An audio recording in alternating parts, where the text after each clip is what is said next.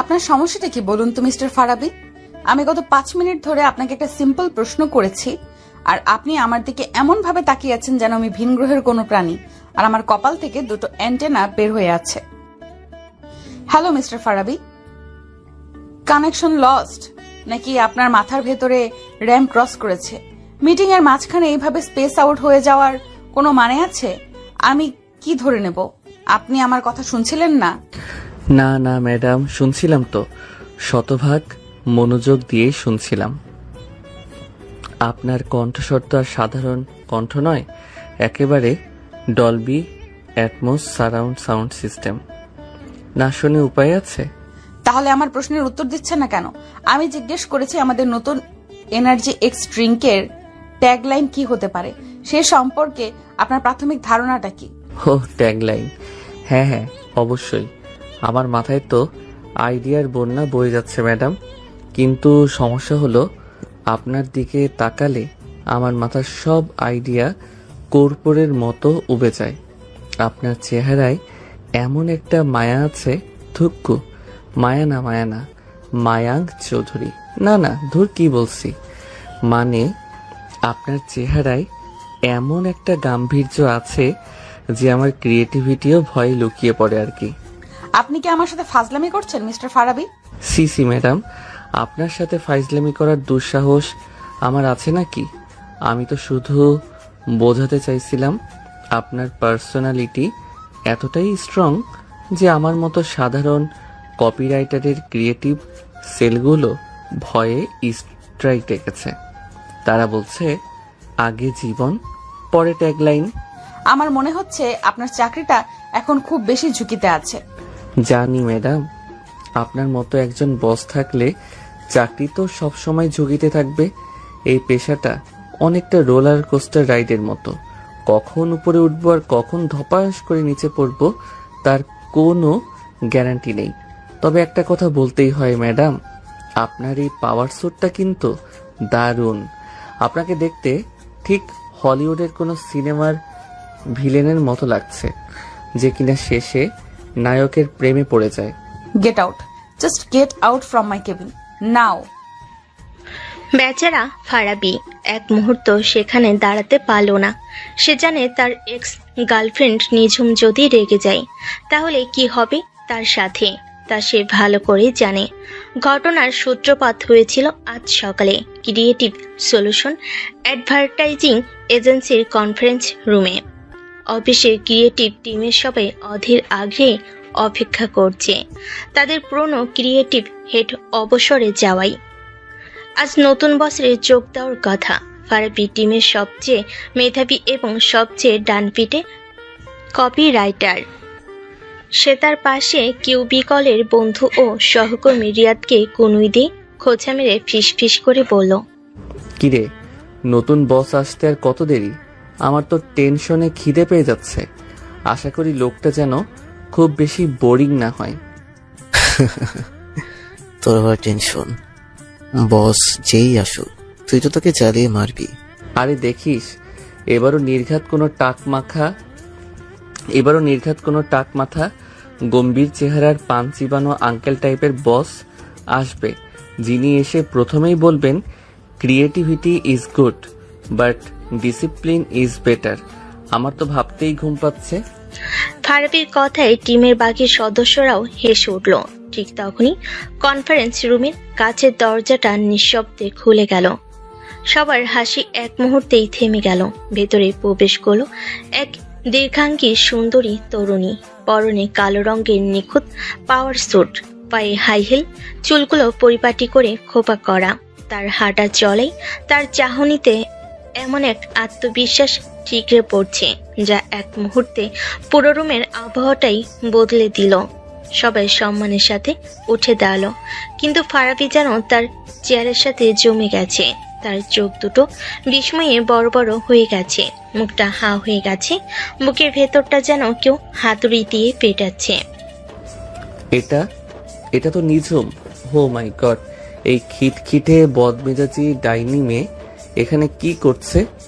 তার নিঝুম 5 বছর আগের সেই নিঝুম, যার জন্য সে পাগল ছিল, যার সাথে কাটানো প্রতিটি মুহূর্ত এখনো তার কাছে স্বপ্নের মতো মনে হয়, আর যার সাথে হওয়া ব্রেকআপের যন্ত্রণাটা এখনো তার বুকের ভেতর কাটার মতো বিঁধে আছে।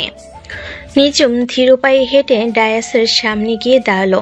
তার মুখে কোনো অভিব্যক্তি নেই, একদম পেশাদার পোকার ফ্রেশ। সে সবার দিকে একবার চোখ বুলিয়ে নিল। ফারাবির চোখের উপর এসে পড়ল তার দৃষ্টিটা। মাত্র 1 সেকেন্ডের জন্য থামলো। সেই 1 সেকেন্ডে তাদের দুজনের চোখে খেলে গেল হাজারো অব্যক্ত কথা, বিস্ময়, যন্ত্রণা, অভিমান, আর হয়তো বা চাপা পড়ে থাকা ভালোবাসা। পরক্ষণে নিঝুম নিজেকে সামলে নিল। সে তার স্বাভাবিক কৃতিত্বপূর্ণ গলায় বলল, গুড মর্নিং এভরিওয়ান, আমি নিঝুম চৌধুরী। আজ থেকে আমি ক্রিয়েটিভ সলিউশনের নতুন ক্রিয়েটিভ হেড হিসেবে আপনাদের সাথে কাজ করব।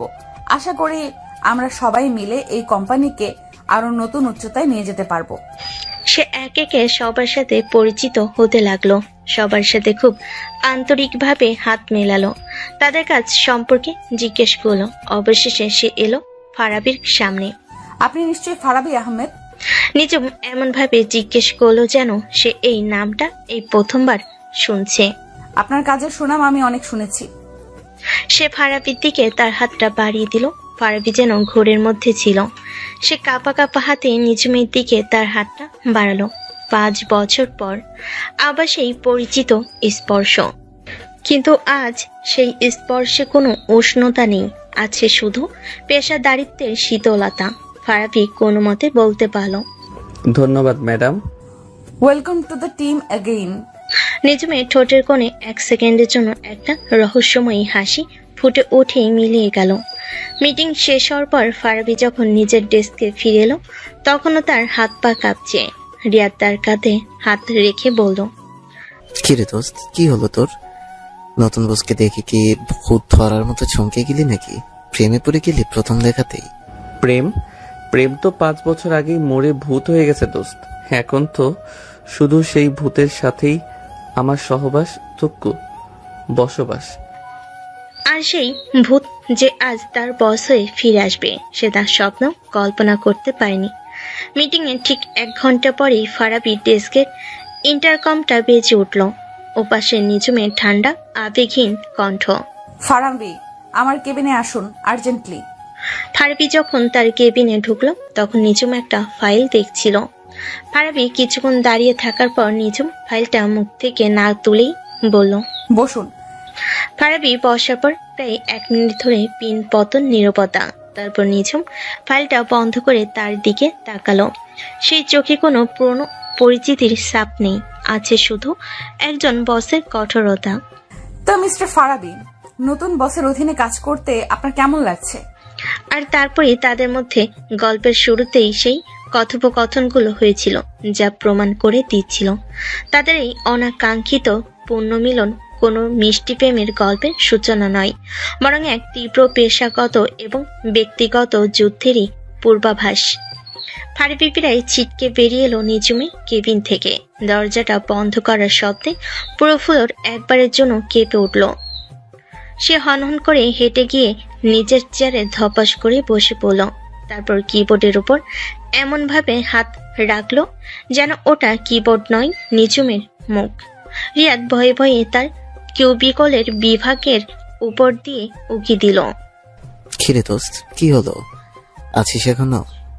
নাকি তোর চাকরিটা 5 মিনিটের টর্নেডোতে খড়কুটোর মতো উড়ে গেল? প্রথম দিনই বসের কেবিনের দরজায় কেউ এভাবে বন্ধ করে? চাকরিটা এখনো আছে, কিন্তু আমার মেজাজটা আর নেই।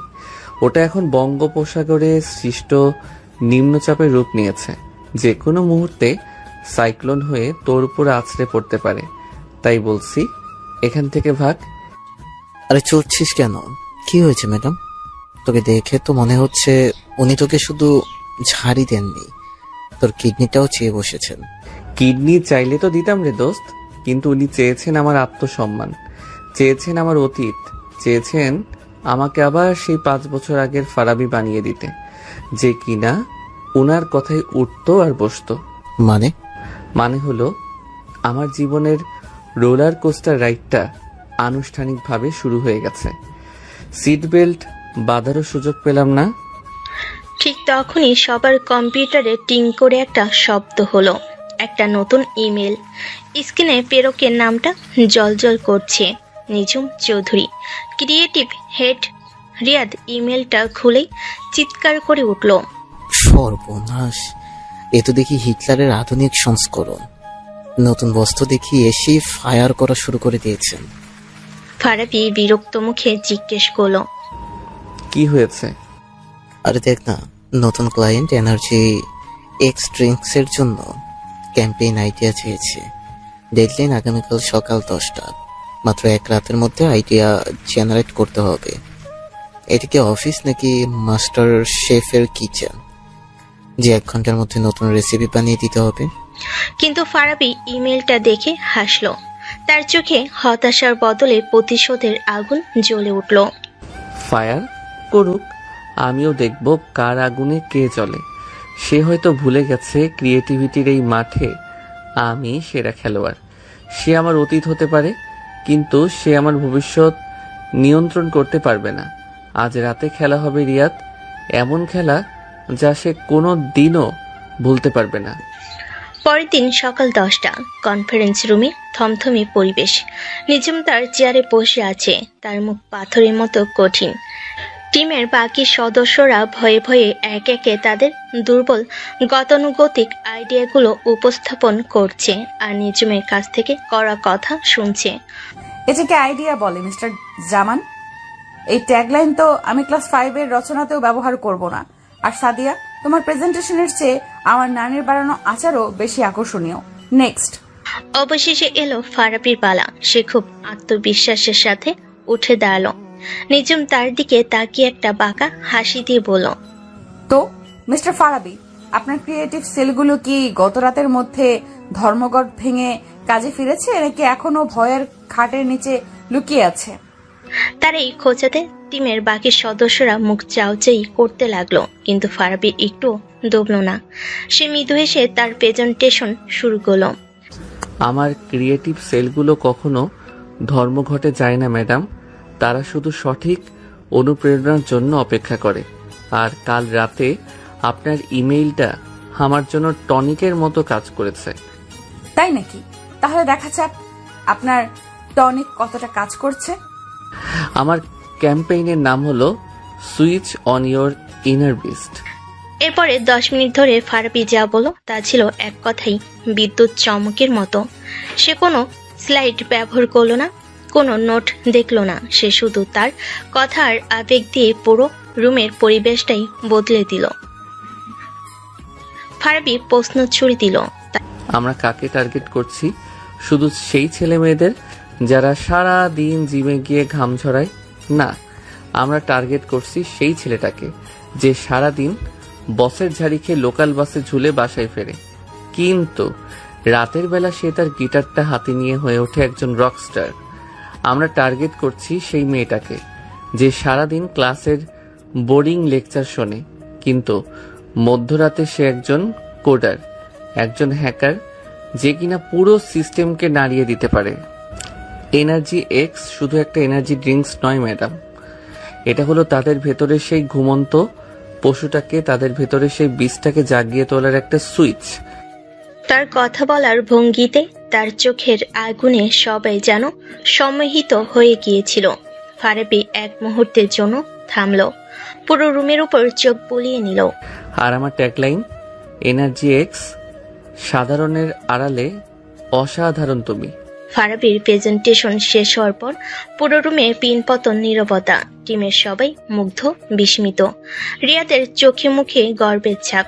সে ফিসফিস করে পাশের সহকর্মীকে বলল, একেই বলে পাখির বাচ্চা। সবাই বুঝতে পারছিল এর চেয়ে ভালো আইডিয়া আর হতে পারে না। ফারাবি বিজয়ের হাসি হেসে নিঝুমের দিকে তাকালো। তার চাহনিতে ছিল স্পষ্ট চ্যালেঞ্জ। এবার বলো, এবার আমার আইডিয়াকে ফেলে দাও দেখি। কিন্তু নিঝুমের মুখ ছিল আগের মতোই ভাবলেশীন। সে কিছুক্ষণ চুপ করে থেকে কলমটা দিয়ে টেবিলে হালকা টোকা দিতে দিতে বলল, কনসেপ্টটা ইন্টারেস্টিং। বীজ বা পশুর রূপকটা খুব শক্তিশালী। তোমার কথা বলার ভঙ্গিটাও বেশ নাটকীয়, মানতেই হবে। সে এক মুহূর্তের জন্য থামলো, যেন কিছু একটা ভাবছে। তারপর ফারাবি চোখের দিকে তাকিয়ে সরাসরি বলল, তবে আইডিয়াটা মন্দ নয় ফারাবি, কিন্তু আমার কেন জানি মনে হচ্ছে এটা খুব বেশি প্রেডিক্টেবল। এই ধরনের হিডেন ট্যালেন্ট বা ডুয়াল পার্সোনালিটির কনসেপ্ট নিয়ে আগেও অনেক কাজ হয়েছে। সত্যি বলতে তোমার মতো একজন সিনিয়র কপিরাইটারের কাছ থেকে আমি আরো অনেক বেশি আউট অফ দ্য বক্স, আরো অরিজিনাল কিছু আশা করেছিলাম। এই কথাটা যেন একটা ঠান্ডা জলের স্রোতের মতো এসে লাগলো ফারাবির গায়ে। সে নিঝুমের দিকে তাকিয়ে রইল, যে আইডিয়াটা শুনে পুরো টিম মুগ্ধ, যেটাকে সে তার ক্যারিয়ারের অন্যতম সেরা কাজ বলে মনে করছে, সেটাকে নিঝুম এত সহজে এত তাচ্ছিলের সাথে প্রিডিক্টেবল বলে উড়িয়ে দিল। ফারাবি তার রাগটা সর্বোচ্চ চেষ্টা করে চেপে রেখে শান্ত গলায় জিজ্ঞেস করলো, আপনার ঠিক কোন জায়গাটা প্রেডিক্টেবল মনে হচ্ছে ম্যাডাম? আপনি যদি নির্দিষ্ট করে বলতেন তাহলে হয়তো আমি আমার ভুলটা বুঝতে পারতাম এবং সেটাকে উন্নত করার চেষ্টা করতে পারতাম। দেখো ফারাবি, আমি তোমার ভার্সিটির টিচার নই যে তোমাকে ধরে ধরে ভুল ধরিয়ে দেব, তোমার অ্যাসাইনমেন্টে লাল কালি দিয়ে দাগ দিয়ে দিব। আমি তোমার বস, আমার কাজ হলো তোমাকে গাইড করা, তোমাকে চ্যালেঞ্জ করা। আমি তোমাকে একটা ফিডব্যাক দিয়েছি, এখন সেটার উপরে কাজ করে আইডিয়াটাকে আরো উন্নত করার দায়িত্ব তোমার। তুমি আরেকটু ভাবো, তোমার মাথায় অনেক বুদ্ধি, তাই না? হয়তো এর চেয়েও ভালো কিছু তোমার মাথা থেকে বের হবে, নাকি আমি ভুল ভাবছি? শেষের প্রশ্নটা ছিল একেবারে সরাসরি তার অহংকারে আঘাত। নিঝুম আবার বলল, আর হ্যাঁ, আমি চাই আজ বিকেল 5টার মধ্যে তুমি 3টা নতুন এবং out of the box idea নিয়ে আমার কেবিনে আসবে। আশা করি এবার তুমি আমাকে হতাশ করবে না। নেক্সট। এই বলে সে অন্যজনকে তার আইডিয়া উপস্থাপন করার জন্য ডাকলো। ফারাবি স্তব্ধ হয়ে তার জায়গায় বসে পড়ল। তার আত্মসম্মানে, তার অহংকারে, তার পেশাদারিত্বে এর চেয়ে বড় আঘাত আর কিছুই হতে পারে না, সে বুঝতে পারছিল। এটা কোনো প্রফেশনাল ফিডব্যাক নয়, এটা নিছকই ব্যক্তিগত রাগ, ব্যক্তিগত ক্ষমতার প্রদর্শন। নিঝুম আমাকে সবার সামনে ছোট করতে চাইছে, প্রমাণ করতে চাইছে যে আমি এখন চালকের আসনে বসে আছি। মিস নিঝুম, আমিও দেখে নেব তোমাকে, just wait and watch. Farabi কোনো কথা না বলে নিঝুমের দিকে আর একবারও না তাকিয়ে চুপচাপ মিটিং রুম থেকে বেরিয়ে গেল। তার মনে তখন শুধু একটাই ঝড়, ভালোবাসা আর ঘৃণার এক প্রচন্ড ঝড়। সে ঠিক করলো, এই যুদ্ধের শেষ আমি দেখেই ছাড়ব। নিঝুম যদি বস হয়ে আমাকে হারাতে চায়, তাহলে আমিও একজন কর্মচারী হয়েই এই খেলাটা খেলবো। খেলাটা এখন আর শুধু একটা ক্যাম্পেইনের নয়, খেলাটা এখন দুটো ভাঙা হৃদয়ের, দুটো তীব্র অহংকারী মনের। বিকেল 4টে। ফারাবির মাথার ভেতর যেন একটা কুরুক্ষেত্র চলছে। 3টা নতুন আইডিয়া, তাও মাত্র কয়েক ঘন্টার মধ্যে। নিঝুমের দেয়া এই অসম্ভব ডেডলাইনটা পূরণ করার জন্য সে মরিয়া হয়ে চেষ্টা করছে, কিন্তু রাগে, অপমানে আর হতাশায় তার মাথাটা পুরোপুরি বুলক হয়ে গেছে। একটা শব্দ তার মাথা থেকে বের হচ্ছে না। ধুর ছাই, এভাবে চলতে থাকলে তো আমার মাথা থেকে এনার্জি এক্স বেরিয়ে যাবে। সে চেয়ার ছেড়ে উঠে দাঁড়ালো। এই মুহূর্তে আমার এক কাপ কড়া কফি দরকার, শরীরকে জাগানোর জন্য নয়, বরং মেজাজটাকে ঠান্ডা করার জন্য। অফিসের প্যান্ট্রিটা তখন প্রায় ফাঁকা। ফারাবি কফি মেশিনের সামনে দাঁড়িয়ে সবে মগটা সেট করেছে। ঠিক তখনই তার পেছনে এসে দাঁড়ালো নিঝুম, তার হাতেও একটা খালি মগ। ফারাবি তাকে দেখেই এমন একটা ভঙ্গি করলো যেন সে ভূত দেখেছে। আপনি এখানে ম্যাডাম? আমি তো ভেবেছিলাম আপনার মতো হাই লেভেলের বসরা কফি খান না, আপনারা সরাসরি টেনশনটাই পান করেন। নিঝুম তারই খোঁজাতে পাত্তা না দিয়ে স্বাভাবিক গলায় বলল, মেশিনটা ফ্রি হতে আরো কতক্ষণ লাগবে? আমার একটা জরুরি মিটিং আছে। ফারাবি মেশিনের বাটন চাপতে চাপতে বলল, এই তো ম্যাডাম, মাত্র 2 মিনিট। তবে আপনার যদি খুব তাড়া থাকে তাহলে আপনি বরং আমার কফিটাই নিতে পারেন। জুনিয়রের কফি বস খাবে, এটা তো আর নতুন কিছু নয়। আপনারা তো আমাদের আইডিয়া, শ্রম, ঘুম সবই খান। এক কাপ কফি তো আর তুলনায় কিছুই না। অপ্রয়োজনীয় কথা বলার অভ্যাসটা তোমার এখনো যায়নি, তাই না ফারাবি? নিজম তার পাশে দাঁড়িয়ে বলল। তার কণ্ঠস্বর ঠান্ডা, কিন্তু ফারাবির খুব কাছে দাঁড়ানোর কারণে তার পারফিউমের হালকা পরিচিত গন্ধটা ফারাবির নাকে এসে লাগলো। সেই পুরনো গন্ধটা, যা একসময় তার খুব প্রিয় ছিল। ফারাবি কফির মগটা হাতে নিয়ে তার দিকে ঘুরল। এক কাপ কফি তো তার তুলনায় কিছুই না। কিছু অভ্যাস বদলানো যায় না ম্যাডাম। যেমন ধরুন আপনার এই হুটহাট করে মানুষের ব্যক্তিগত স্পেসে ঢুকে পড়ার অভ্যাসটা এখনো আগের মতোই আছে। আমি তোমার ব্যক্তিগত স্পেসে ঢুকিনি, আমি শুধু আমার কফির জন্য অপেক্ষা করছি। ও তাই নাকি? ফারাবি তার দিকে তাকিয়ে আপদমস্তক একবার দেখলো। বাহ নিঝুম ম্যাডাম, আপনার তো দেখছি অনেক উন্নতি হয়েছে। এক সময় তো আপনি সাধারণ কফি বানাতে গিয়েও পুরো রান্নাঘর জ্বালিয়ে ফেলার অবস্থা করতেন, মনে আছে? একবার আমার জন্মদিনে আপনি কেক বানানোর চেষ্টা করেছিলেন। নিজমের মুখটা মুহূর্তেই কঠিন হয়ে গেল। অতীতের কথা টেনে আনার কোনো মানে হয় না। কেন হবে না? অতীত থেকেই তো মানুষ শেখে। সেদিন আপনি যে কেকটা বানিয়েছিলেন ওটা কেক ছিল না, ছিল একটা কার্বনের খণ্ড। ওটা দিয়ে চাইলেই হিরে বানানো যেত। আর আজ দেখুন আপনি এত বড় একটা কোম্পানির ক্রিয়েটিভ ডিপার্টমেন্ট চালাচ্ছেন। অবিশ্বাস্য। কিভাবে করলেন এই অসাধ্য সাধন? কোনো স্পেশাল কোর্স করেছেন নাকি? হ্যাঁ করেছি, কোর্সের নাম ছিল লাইফ। এই কোর্সটা মানুষকে সময়ের সাথে বদলাতে শেখায় ফারাবি। তোমার মতো এখনো অতীতে পড়ে থেকে অন্যদের খোঁচা দিয়ে নিজের ব্যর্থতা ঢাকতে শেখায় না। ব্যর্থতা? আমাকে আপনার ব্যর্থ মনে হয়? নয়তো কি? 5 বছর আগে তুমি যেখানে ছিলে আজও সেখানেই পড়ে আছো। সেই একই ভার্সিটি কেন্দ্রিক জোকস, সেই একই ছেলে মানুষই, সেই একই বেপরোয়া স্বভাব। আর আমি কোথায় সেটা তো তুমি দেখতেই পাচ্ছ। আমি এগিয়ে গেছি ফারাবি, কারণ আমি জানি জীবনটা কোনো মজার নাটক নয়। বাহ, খুব তো বড় বড় কথা শিখে গেছো। কিন্তু এই বড় বড় কথাগুলো কি রাতে ঘুমানোর সময় তোমার কোনো কাজে আসে নিঝুম? নাকি তখনও সেই অতীতেই ফিরে যেতে হয়? সেই ছেলে মানুষগুলো, সেই বেপরোয়া স্বভাবের মানুষটাকেই মনে পড়ে? আমার কি মনে পড়ে আর কি পড়ে না সেটা নিয়ে তোমার ভাবতে হবে না। নিজম রেগে গিয়ে তার নিজের জন্য কফি বানাতে লাগলো। তুমি বরং তোমার ওই 3টা out of the box idea নিয়ে ভাবো, কারণ বিকেল 5টার পর তোমার ভাবার সময়টাও হয়তো আর থাকবে না। ফারাবি তার পাশে এসে ঝুঁকে ঠিক তার কানের কাছে মুখ নিয়ে এসে ফিস ফিস করে বলল। আপনি কি আমাকে চাকরি থেকে বের করে দেওয়ার হুমকি দিচ্ছেন ম্যাডাম? তার এই ঘনিষ্ঠতায় নিঝুমের শরীরটা মুহূর্তেই কেঁপে উঠল। সে কোনো মতে নিজেকে সামলে নিয়ে বলল, আমি হুমকি দেইনি ফারাবি, আমি শুধু আমার দায়িত্ব পালন করি। অযোগ্য কর্মচারীদের কোম্পানিতে রাখার কোনো মানেই হয় না। অযোগ্য? ঠিক আছে ম্যাডাম, দেখা যাবে কে যোগ্য আর কে অযোগ্য।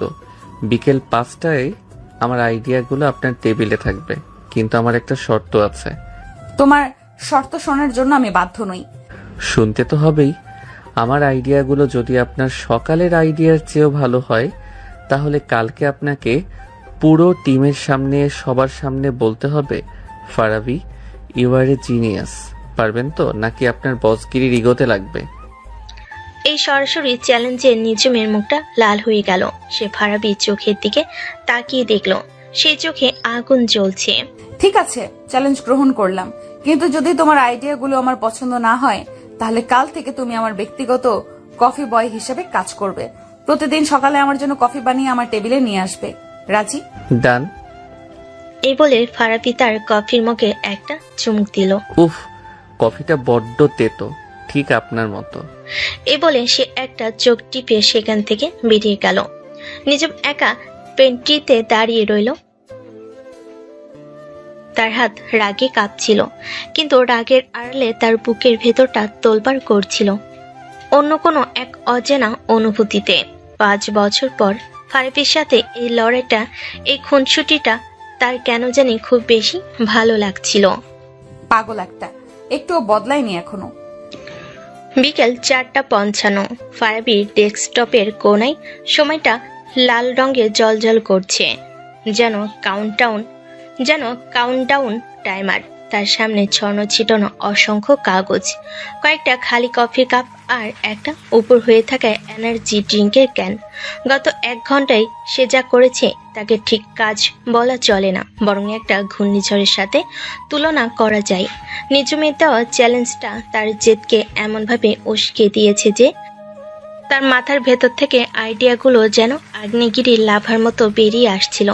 রিয়াদ তার কিউবিকল থেকে গলা বাড়িয়ে বলল, রিয়াদ, ওই ফারাবি 5টা বাজতে আর 5 মিনিট। কিরে, কিছু হলো? নাকি আমাদের ভাবিজির জন্য কফি বানানোর প্র্যাকটিস শুরু করে দিয়েছিস? পারলে আমার জন্য 1 কাপ বানাস, চিনি ছাড়া। চুপ কর শালা, তোর ভাবি কফি খাবে কিনা সেটা পরের বিষয়। আগে তো তার মুখ দিয়ে জিনিয়াস শব্দটা বের করতেই হবে। আর 5 মিনিট নয়, আমার লাগবে আর মাত্র 1 মিনিট। সে দ্রুত 3টা সেরা আইডিয়া আলাদা করে সেগুলোর মূল পয়েন্টগুলো গুছিয়ে একটা ইমেলে টাইপ করলো। তারপর ঘড়িতে ঠিক 4:59:50 বাজতে সে সেন্ড বাটনে ক্লিক করলো। মেলটা নিজমের ইনবক্সে পৌঁছানোর সাথে সাথেই অফিসের দেওয়াল ঘড়িতে ঢং করে 5টার ঘন্টা বেজে উঠল। ফারাবি চেয়ারে হেলান দিয়ে 2 হাত মাথার পেছনে রেখে একটা বিজয়ী হাসি হাসলো। বুম, খেলা শেষ, টাকা হজম, এখন শুধু পুরস্কার বিতরণের পালা। রিয়াদ অবাক হয়ে বলল, সত্যি সত্যি করে ফেলেছিস? মাত্র কয়েক ঘন্টায় 3টা নতুন আইডিয়া? তুই কি মানুষ নাকি ক্রিয়েটিভিটির কোনো চাইনিজ ভার্সন যে এত ফাস্ট করে? যখন আত্মসম্মানে লাগে তখন সাধারণ নোকিয়া ফোনও আইফোন 15 প্রো ম্যাক্স হয়ে যায় দোস্ত। আর আমি তো ফারাবি। ঠিক তখনই ফারাবির ডেস্কের ইন্টারকমটা কর্কশ শব্দে বেজে উঠল। ওপাশে নিজম শান্ত নিয়ন্ত্রিত কণ্ঠ, যেন কিছুই হয়নি। ফারাবি, তোমার মেলটা আমি পেয়েছি। আইডিয়াগুলো নিয়ে আলোচনার জন্য এখনই আমার কেবিনে এসো। ফোনটা রেখে ফারাবি একটা ভাব নিয়ে তার শার্টের কলারটা ঠিক করলো। দেখলি, বস নিজেই ডেকে পাঠিয়েছেন। এবার শুধু ইউআরে জিনিয়াস ডায়লগটা শোনার অপেক্ষা। আমার জন্য হাততালি দেওয়ার প্রস্তুতি নে বন্ধু। ফারাবি নিজমের কেবিনে ঢোকার পর নিজম তাকে কোনো ভূমিকা ছাড়াই বসতে বলল। বসো। তার সামনে প্রিন্ট করা ফারাবির আইডিয়াগুলো রাখা। সে খুব মনোযোগ দিয়ে কাগজগুলোর উপরে চোখ বোলাচ্ছিল। তার মুখে কোনো অভিব্যক্তি নেই, যেন সে কোনো পরীক্ষার খাতা দেখছে। ফারাবি তার সামনের চেয়ারে বসে অপেক্ষা করতে লাগলো। তার হার্টবিটটা একটু একটু করে বাড়ছিল। সে যতই বাইরে থেকে আত্মবিশ্বাসী ভাব দেখাক না কেন, ভেতরে ভেতরে সে জানতো নিজমের কাছ থেকে প্রশংসা আদায় করা মাউন্ট এভারেস্টের চড়ার চেয়েও কঠিন। প্রায় 5 মিনিট পাথরের মতো বসে থাকার পর নিজম মুখ তুলল। তার মুখটা এখনো পড়া যাচ্ছে না। আইডিয়াগুলো আমি পড়েছি ফারাবি, এবং ফারাবির হার্টবিটটা যেন কয়েক সেকেন্ডের জন্য থমকে গিয়েছিল। আমি বেশ অবাক হয়েছি। আমি ভাবতেও পারিনি তুমি এত অল্প সময়ে এতগুলো ভিন্ন ধর্মী কনসেপ্ট নিয়ে ভাবতে পারবে। বিশেষ করে এই 3 নাম্বার আইডিয়াটা, দ্য সাইলেন্ট এনার্জি। এটা সত্যি খুব ইন্টারেস্টিং কনসেপ্টটা, আমার ভালো লেগেছে। ফারাবির মুখটা উজ্জ্বল হয়ে উঠল। সে তার কানকে বিশ্বাস করতে পারছিল না নিজম তার প্রশংসা করছে। তাহলে ম্যাডাম, আমাদের বাজিটা, আমি কি আমার সেই কাঙ্ক্ষিত ডায়লগটা শুনতে পারি? ফারাবি, ইউআরে। নিজম তাকে মাঝপথে থামিয়ে দিয়ে বলল, কিন্তু আইডিয়া আর কনসেপ্ট এক জিনিস নয় ফারাবি। তোমার কনসেপ্টটা ভালো, কিন্তু সেটার কোনো শরীর নেই, কোনো আত্মা নেই। এর এক্সিকিউশন প্ল্যানটা খুব দুর্বল। আমাদের ক্লায়েন্ট শুধু স্বপ্ন দেখে না, তারা সেই স্বপ্নকে বাস্তবেও দেখতে চায়। তাই আমি চাই তুমি আজ রাতেই এই আইডিয়াটার উপরে একটা সম্পূর্ণ প্রেজেন্টেশন তৈরি করবে। কাল সকালে মিস্টার রজার্সের সাথে আমাদের একটা জরুরি মিটিং আছে। আমরা এই নতুন আইডিয়াটাই তাদের সামনে উপস্থাপন করব। কি বললেন? আজ রাতেই? ম্যাডাম, এখন বাজে 5:30। আপনি কি আমার সাথে মজা করছেন?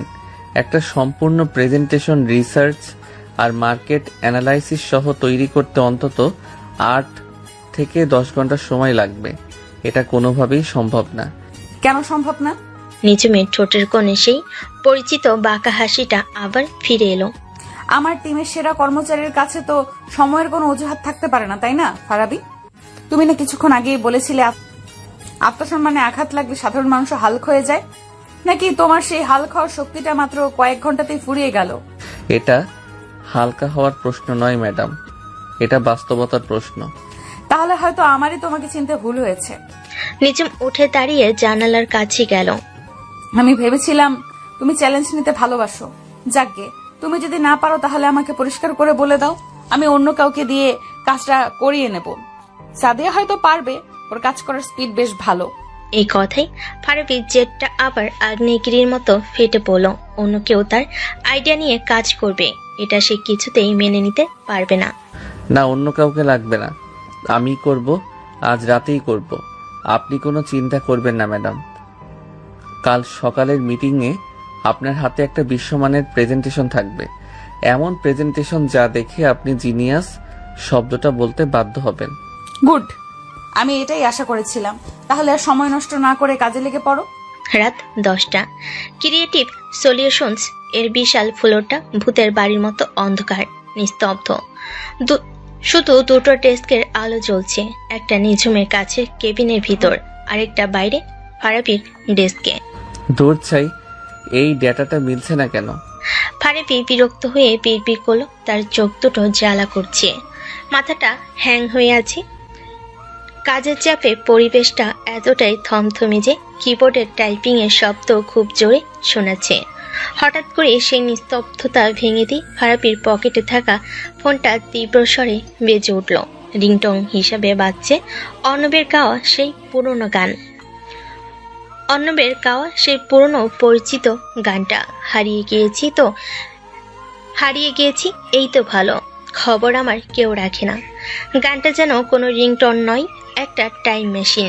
এক মুহূর্তে সে ফারাবি আর নিঝুম দুজনকে 5 বছর পেছনে তাদের ভার্সিটির সেই দিনগুলোতে ফিরিয়ে নিয়ে গেল। ফারাবি দ্রুত ফোনটা পকেট থেকে বের করে কেটে দিল, কিন্তু গানের রেশটা তখনও ঘরের বাতাসে ভাসছে। সে আর চোখে নিঝুমের কেবিনের দিকে তাকালো, দেখলো নিঝুম ফাইল থেকে মুখ তুলে কাছের দেওয়ালের ওপাশ থেকে তার দিকেই তাকিয়ে আছে। তার চোখে কোনো রাগ নেই, কোনো কৃতিত্ব নেই, আছে শুধু একরাশ বিষণ্ণতা, একরাশ স্মৃতি।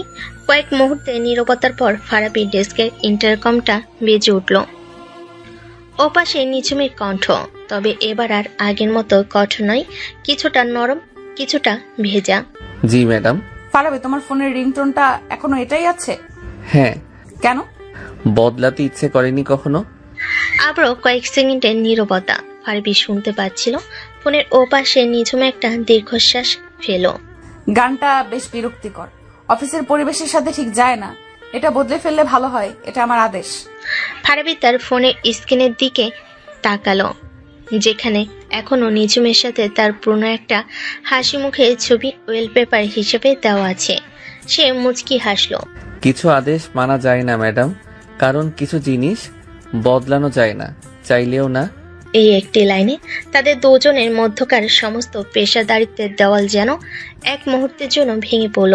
তারা আবার ফিরে গেল সেই 5 বছর আগে। ফারাবি আর নিঝুম, যাদের মাঝে কোনো বস ছিল না, কোনো কর্মচারী ছিল না, শুধু ভালোবাসা আর একরাশ স্বপ্ন। পরের দিন সকাল। ফারাবি প্রায় সারা রাত জেগে প্রেজেন্টেশনটা তৈরি করেছে। তার চোখ দুটো টকটকে লাল, কিন্তু মুখে এক ধরনের জেদি আত্মবিশ্বাস। সে জানে সে তার সেরা কাজটা করেছে। নিঝুম চাইলেও এবার আর তার কাজে খুদ ধরতে পারবে না। ক্লায়েন্ট মিটিং এর ঠিক 10 মিনিট আগে নিঝুম তার কেবিনে ডেকে পাঠালো। নিঝুম তার দিকে না তাকিয়ে জিজ্ঞেস করলো। তার মনোযোগ তখন ল্যাপটপের স্ক্রিনে। একদম রেডি ম্যাডাম। ফারাবি পেন ড্রাইভটা টেবিলের উপর রেখে বলল, শুধু আপনার একবার চোখ বুলিয়ে নেওয়ার অপেক্ষা। আশা করি এবার আর আইডিয়াটা আপনার কাছে প্রেডিক্টেবল মনে হবে না। নিঝুম পেন ড্রাইভটা কানেক্ট করে প্রেজেন্টেশন খুললো। সে যত স্লাইডগুলো দেখতে লাগলো, তার মুখের অভিব্যক্তি ততই বদলাতে লাগলো। তার কুচকানো ভুরু ধীরে ধীরে স্বাভাবিক হয়ে এলো, চোখের কঠোর দৃষ্টিটা কোমল হলো। ফারাবি তার কাজ দিয়ে নিঝুমকে আবারও অবাক করে দিয়েছে। সে শুধু আইডিয়াটাকে উন্নতই করেনি, সাথে market research, target audience analysis এবং ডিজিটাল মিডিয়া প্ল্যানিংগুলো যোগ করেছে। প্রেজেন্টেশনটা দেখা শেষ করে নিজুম কিছুক্ষণ চুপ করে রইল। কি হলো ম্যাডাম, এবারও কি কোনো সমস্যা খুঁজে পেয়েছেন, নাকি জিনিয়াস শব্দটা আপনার মুখ দিয়ে বের হতে চাইছে না? প্রেজেন্টেশন রেডি, কাজটা ভালো হয়েছে। পারাবি সত্যিই খুব ভালো হয়েছে। তোমার রিসার্চ প্রশংসার যোগ্য। আমি যা চেয়েছিলাম তুমি তার চেয়েও বেশি করেছো। এই অপ্রত্যাশিত প্রশংসায় ফারাবি কিছুটা অবাক হলো, কিন্তু তার জেদটা কমলো না। তাহলে আমাদের বাজিটা আপনি কি এখন সবার সামনে? মিটিংটা শেষ হোক, তারপর দেখা যাবে।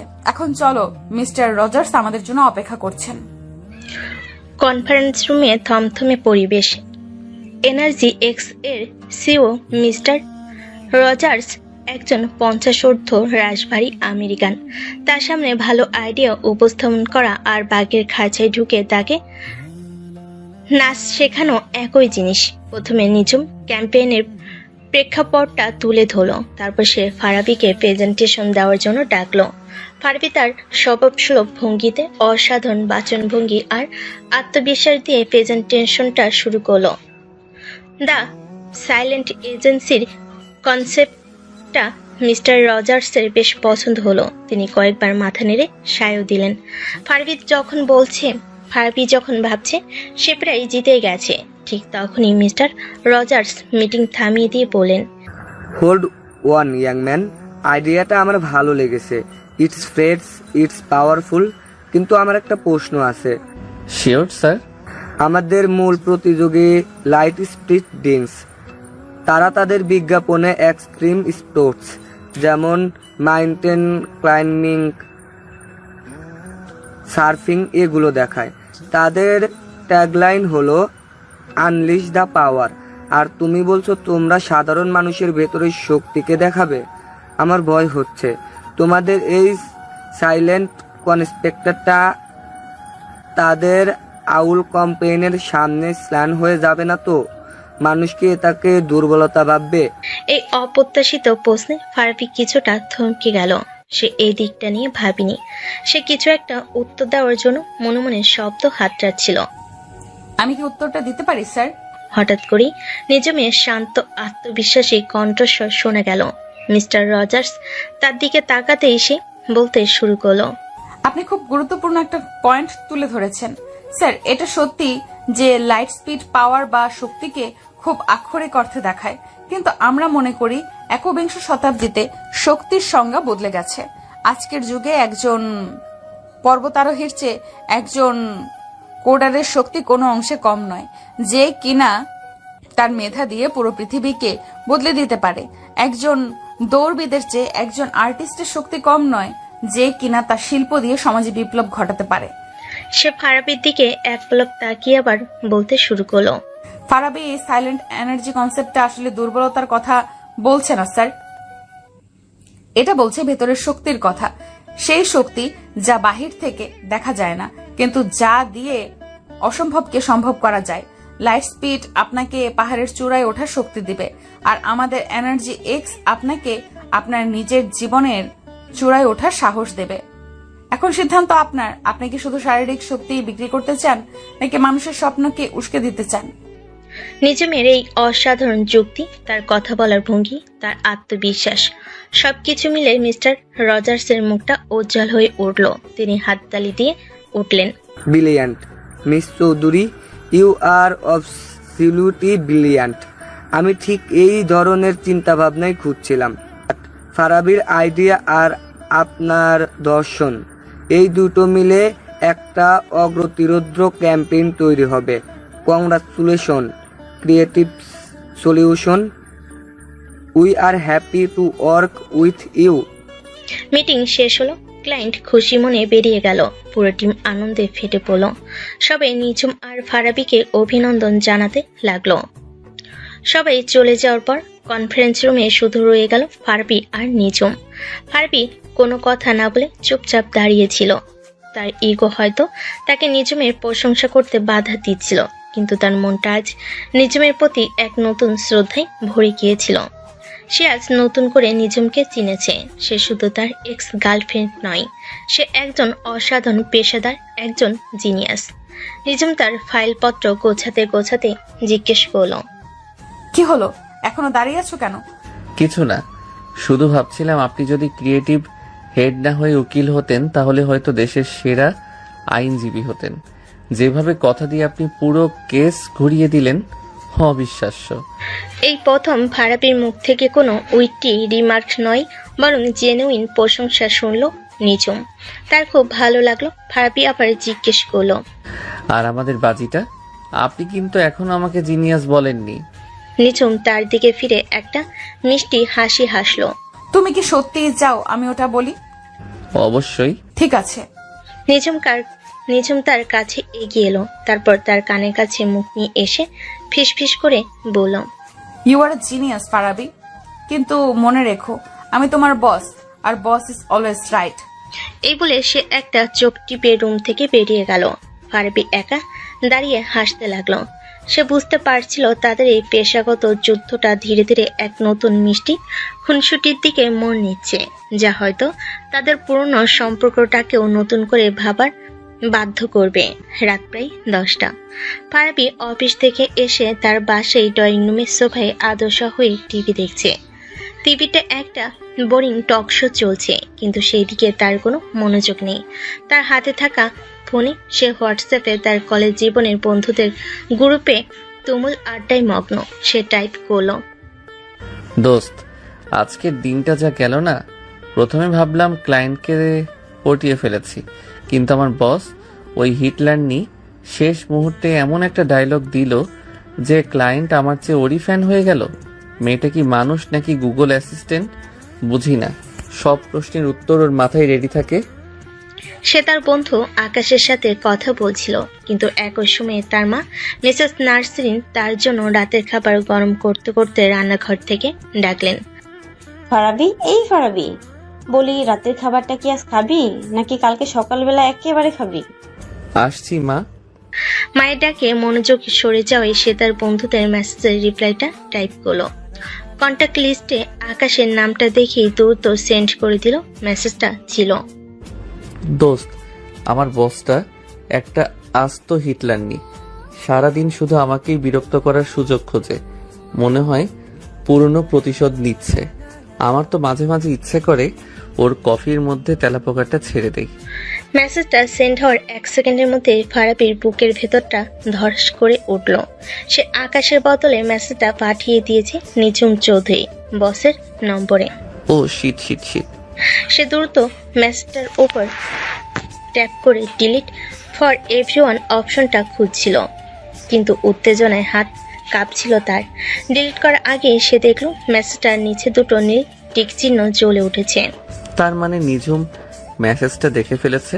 গেছে রে আমার চাকরি, আমার সম্মান, আমার ইজ্জত, সব শেষ। ফারাবি কপালে হাত দিয়ে বসে পড়ল। সে সাথে সাথে মেসেজটা ডিলিট করে দিল, কিন্তু সে জানে যা ক্ষতি হওয়ার তা হয়ে গিয়েছে। মিসেস নার্সিন খাবার হাতে নিয়ে এসে জিজ্ঞেস করলেন, কিরে, কি হয়েছে? তোর মুখটা এমন ফ্যাকাশে লাগছে কেন? ভূতে ধরেছে নাকি? ভূত না মা, সাক্ষাৎ ডাইনি ধরেছে। এমন একটা ভুল করে ফেলেছি যার জন্য হয়তো কাল থেকে আমাকে আর অফিসে যেতে হবে না। তোমার বেকার ছেলের বোঝাটা হয়তো তোমাকে আরো কিছুদিন বইতে হবে। মানে কি করেছিস তুই? ঠিক তখনই ফারাবির বাবা মিস্টার ইকবাল সন্ধ্যাকালীন হাঁটা শেষে বাসে ঢুকলেন। কি হয়েছে? কে বেকার? আমার ছেলে তো এখন বড় চাকরি করে, তাই না বাবা? ফারাবি তার বাবা মায়ের দিকে তাকিয়ে একটা দীর্ঘশ্বাস ফেল। বাবা মা, তোমাদের সাথে আমার কিছু কথা ছিল। আমার নতুন বস।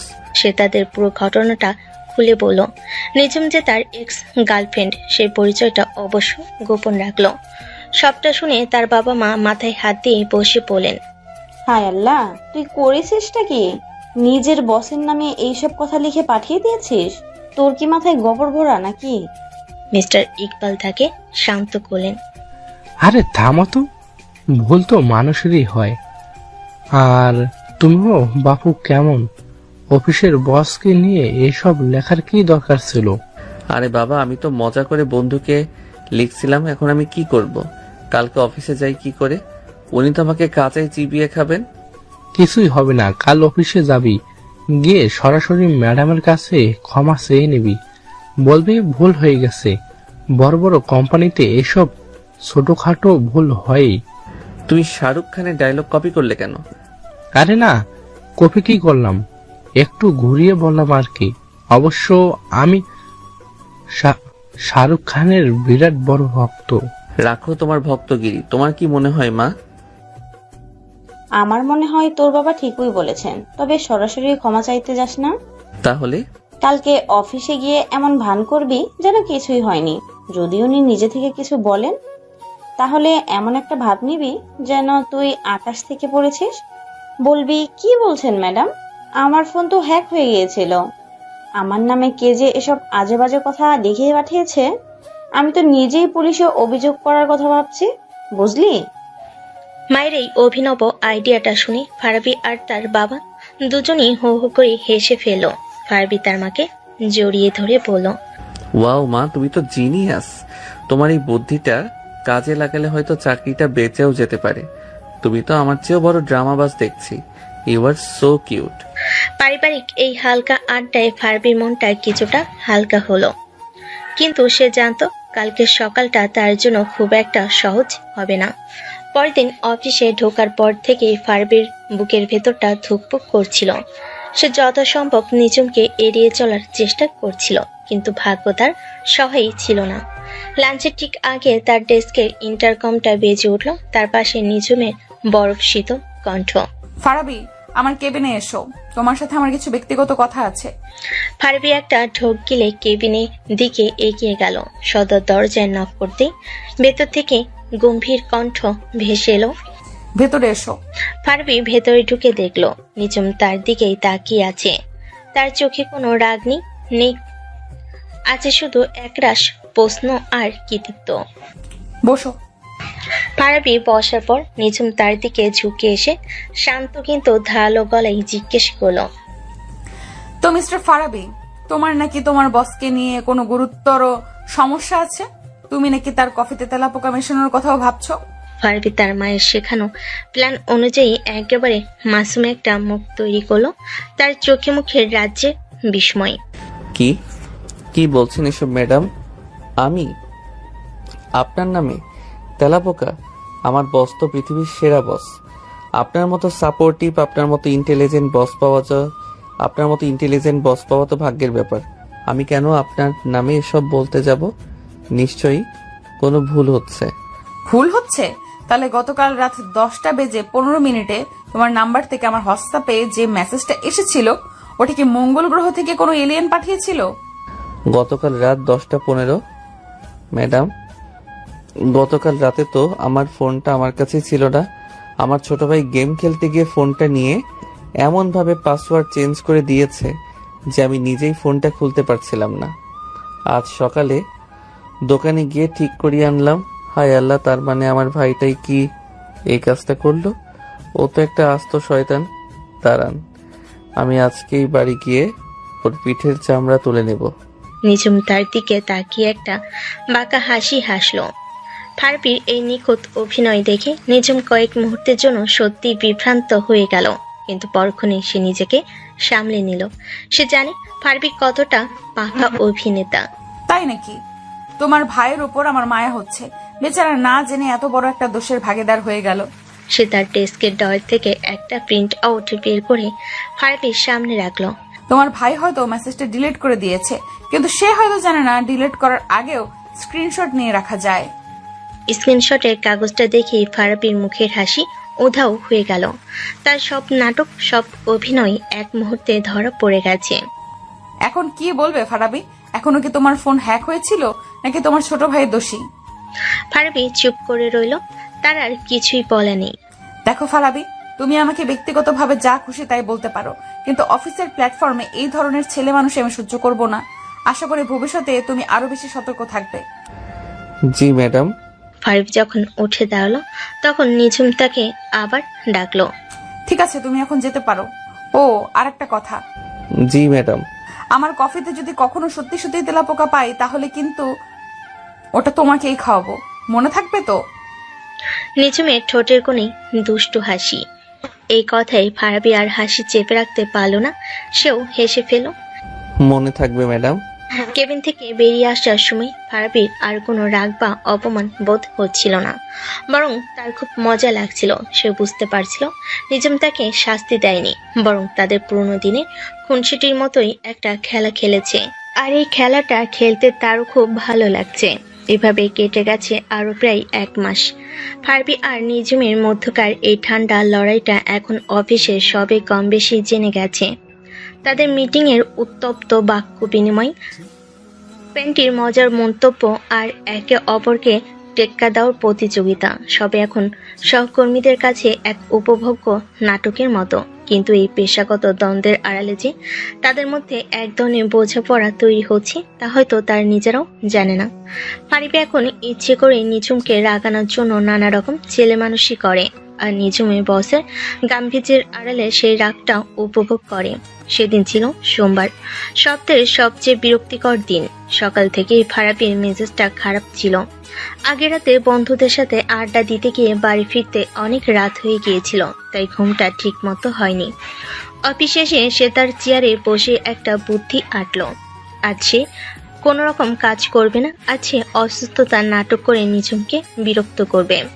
উফ মা গো, মরে গেলাম রে। ফারাবির আশঙ্কিক আর্তনাদের পাশে কিউবিকলের রিয়াদ চমকে তাকালো। সে দেখলো ফারাবি দুহাত মাথায় চেপে ধরে ডেস্কে প্রায় শুয়ে পড়েছে। কিরে ফারাবি, কি হয়েছে তোর? হঠাৎ করে কি হলো? শরীর খারাপ লাগছে? খুব খারাপ লাগছে দোস্ত, মাথাটা যেন ফেটে যাচ্ছে। মনে হচ্ছে মাথার ভেতরে কেউ হাতুড়ি দিয়ে পেটাচ্ছে। সারা শরীরে কাঁপুনি দিয়ে জ্বর আসছে। আমার মনে হয় আমি আর বাঁচবো না রে। এই চুপ কর, কি সব আজে বাজে কথা বলছিস? দাঁড়া, আমি সাদিয়া আপুকে ডাকছি।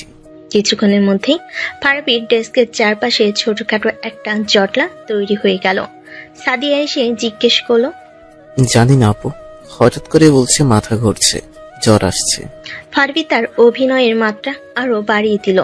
আমার মনে হয় আমার ডেঙ্গু হয়েছে কিংবা ম্যালেরিয়া, অথবা দুটোই একসাথে। আমার শেষ ইচ্ছে আমার ডেস্কের ড্রয়ারে রাখা চিপসের প্যাকেটটা তোরা সবাই ভাগ করে খাস। টিমের সবাই যখন তাকে নিয়ে প্রচন্ড চিন্তিত, তখন ফারাবি এক চোখ সামান্য খুলে কাছের দেওয়ালের ওপাশে নিঝুমের কেবিনের দিকে তাকালো। নিঝুম তার নিজের কাজে এতটাই মগ্ন যেন বাইরের পৃথিবীতে পারমাণবিক বোমা ফাটলো সে তার কিছু যায় আসে না। ফারাবি মনে মনে বলল, কি পাষাণ রে বাবা। সাদিয়া শেষ পর্যন্ত নিঝুমের কেবিনে গেল। নিঝুম ফাইল থেকে মুখ না তুলেই ইন্টারকমে ফারাবির এক্সটেনশনে কল করলো।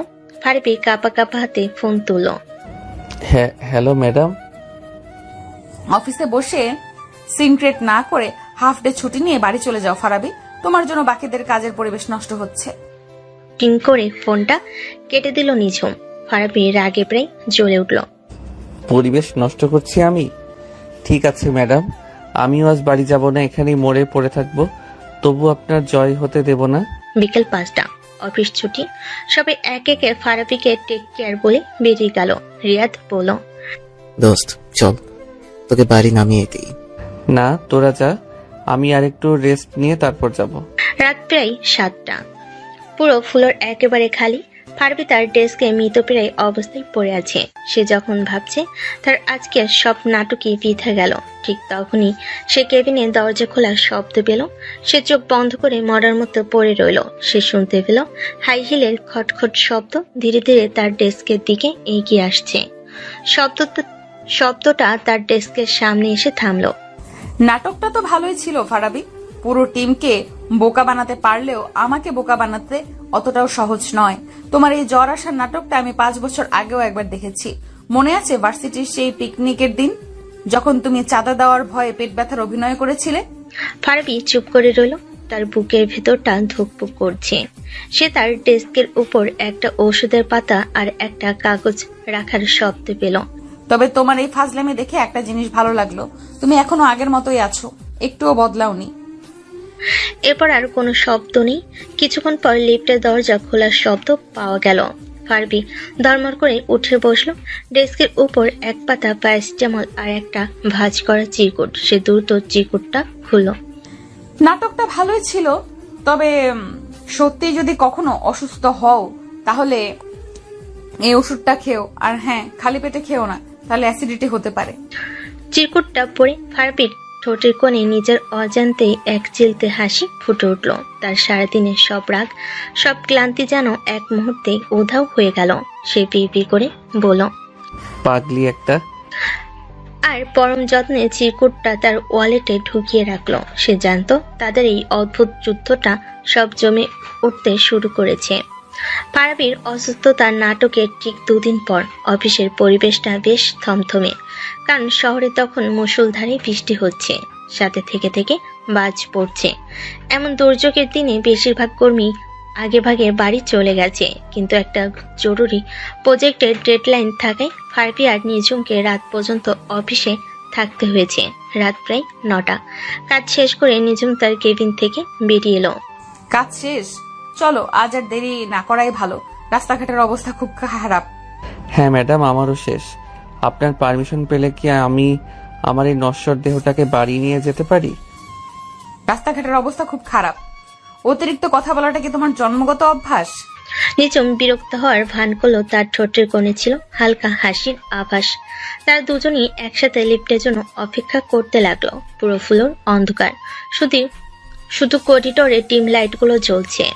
বাইরে বিদ্যুতের ঝলকানিতে বিশাল কাচের জানালাগুলো থেকে থেকে আলোকিত হয়ে উঠছে। লিফট আসতেই তার ভেতরে ঢুকলো। ফারাবি জি বাটনে প্রেস করলো। লিফটের দরজাটা বন্ধ হয়ে গেল। লিফটের দরজাটা বন্ধ হয়ে সবে নিচের দিকে নামতে শুরু করেছে। ঠিক তখনই একটা প্রচন্ড বাজ পড়ার শব্দ হলো। সাথে সাথে পুরো বিল্ডিং এর ইলেকট্রিসিটি চলে গেল। লিফটের ভিতরে আলোটা নিভে গিয়ে ইমার্জেন্সি লাইটটা জ্বলে উঠল এবং একটা ঝাঁকুনি দিয়ে লিফটটা মাঝ পথে থেমে গেল। What the? ফারাবি দেওয়ালে পিঠ দিয়ে দাঁড়িয়ে নিজেকে সামলে নিল। লিফটের ভেতরটা তখন ইমার্জেন্সি লাইটের আবছা হলদে আলোয় ভৌতিক দেখাচ্ছে। বাইরে বৃষ্টির ঝমঝমে শব্দ ছাড়া আর কোনো আওয়াজই নেই। নিজমের কণ্ঠে প্রথমবার মতো হালকা আতঙ্কের ছাপ। কি হলো, লিফটটা থেমে গেল কেন? মনে হচ্ছে পাওয়ার ফেল করেছে ম্যাডাম। ফারাবি পকেট থেকে ফোন বের করে টর্চ লাইটটা জ্বালালো। আর আমাদের ভাগ্যটা এতটাই ভালো যে আমরা ঠিক 2টো ফ্লোরের মাঝখানে আটকে গেছি। Wow, what N adventure. এটা কোনো অ্যাডভেঞ্চারের সময় নয় ফারাবি, ইমার্জেন্সি বাটনে প্রেস করো। ফারাবি কয়েকবার ইমার্জেন্সি বাটন আর ইন্টারকমে চাপলো, কিন্তু কোনো সাড়া নেই। কোনো লাভ নেই, জেনারেটর হয়তো এখনো চালু হয়নি। আমাদের অপেক্ষা করা ছাড়া আর কোনো উপায় নেই। এই বলে সে হেলান দিয়ে দাঁড়ালো। নিজুমকে দেখে তার বেশ মজাই লাগছিল। সে যে বসটা সারাদিন তাকে শাসন করে, সে এখন একটা ছোট্ট লিফটের মধ্যে আটকে গিয়ে ভয় পাচ্ছে। কি হলো ম্যাডাম, আপনার কি ভয় লাগছে? আপনার মতো সাহসী ভিলেনদের তো অন্ধকারকেই ভয় দেখানোর কথা। আমার অন্ধকারে ভয় লাগে না, আমার বদ্ধ জায়গায় অস্বস্তি হয়। It's called claustrophobia. ও তাই নাকি? তাহলে তো ব্যাপারটা সিরিয়াস। আচ্ছা,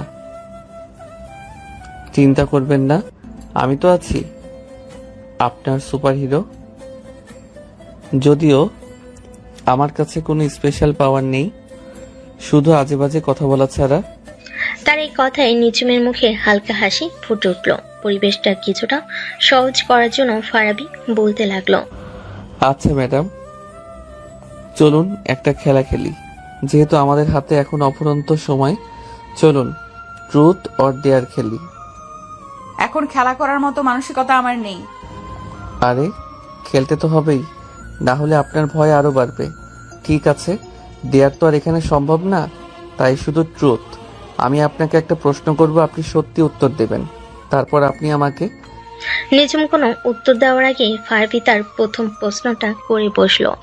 আমার সেই দিনের অসুস্থতার নাটকটা কি আপনি সত্যি ধরে ফেলেছিলেন, নাকি মনে মনে আমার জন্য আপনার একটু চিন্তা হয়নি? নিজুম কিছুক্ষণ চুপ করে রইল। লিফটের আবছা আলোয় তার মুখটা খুব বিষণ্ণ দেখাচ্ছে। তারপর শান্ত গলায় বলল, তোমার নাটকটা আমি প্রথম থেকেই ধরে ফেলেছিলাম ফারাবি। তোমার এইসব ছেলে মানুষই ভান আমি খুব ভালো করেই চিনি, কিন্তু চিন্তা যে একেবারে হয়নি তা বললে মিথ্যা বলা হবে। আমি জানতাম এই তো লাইনে এসেছেন, ঠিক আছে এবার আপনার পালা, করুন আপনার প্রশ্ন। নিঝুম তার দিকে সরাসরি তাকালো। তার চোখের দৃষ্টি এতটাই তীব্র ছিল যে ফারাবির মুখের হাসিটা মুহূর্তেই উধাও হয়ে গেল। আমার পালা? তাহলে বলো ফারাবি, 5 বছর আগে শেষ দিনটাতে তুমি কেন একবারও আমার কাছে ফিরে আসোনি? কেন একটা ফোন, একটা মেসেজ, কোনো কিছুর প্রয়োজন মনে করনি? কেন কোনো ব্যাখ্যা ছাড়াই আমার জীবন থেকে একটা ঝড়ের মতো উধাও হয়ে গিয়েছিলে? আমার অপরাধটা ঠিক কি ছিল ফারাবি? আমাকে কি একবারও জানানোর সুযোগ দেওয়া যেত না? এই একটা প্রশ্নে লিফটের ভেতরের সমস্ত হালকা পরিবেশ মুহূর্তেই ভারী হয়ে দম বন্ধ করা। এই একটা প্রশ্নে লিফটের ভেতরের সমস্ত হালকা পরিবেশটা মুহূর্তে ভারী দম বন্ধ করা হয়ে গেল। ফারাবি মনে হলো কেউ যেন তার বুকের ভেতর থেকে সব বাতাস বের করে নিয়েছে। কারণ কারণ ব্যাখ্যা চাওয়ার বা দেওয়ার মতো কোনো পরিস্থিতি তুমি রাখোনি নিঝুম।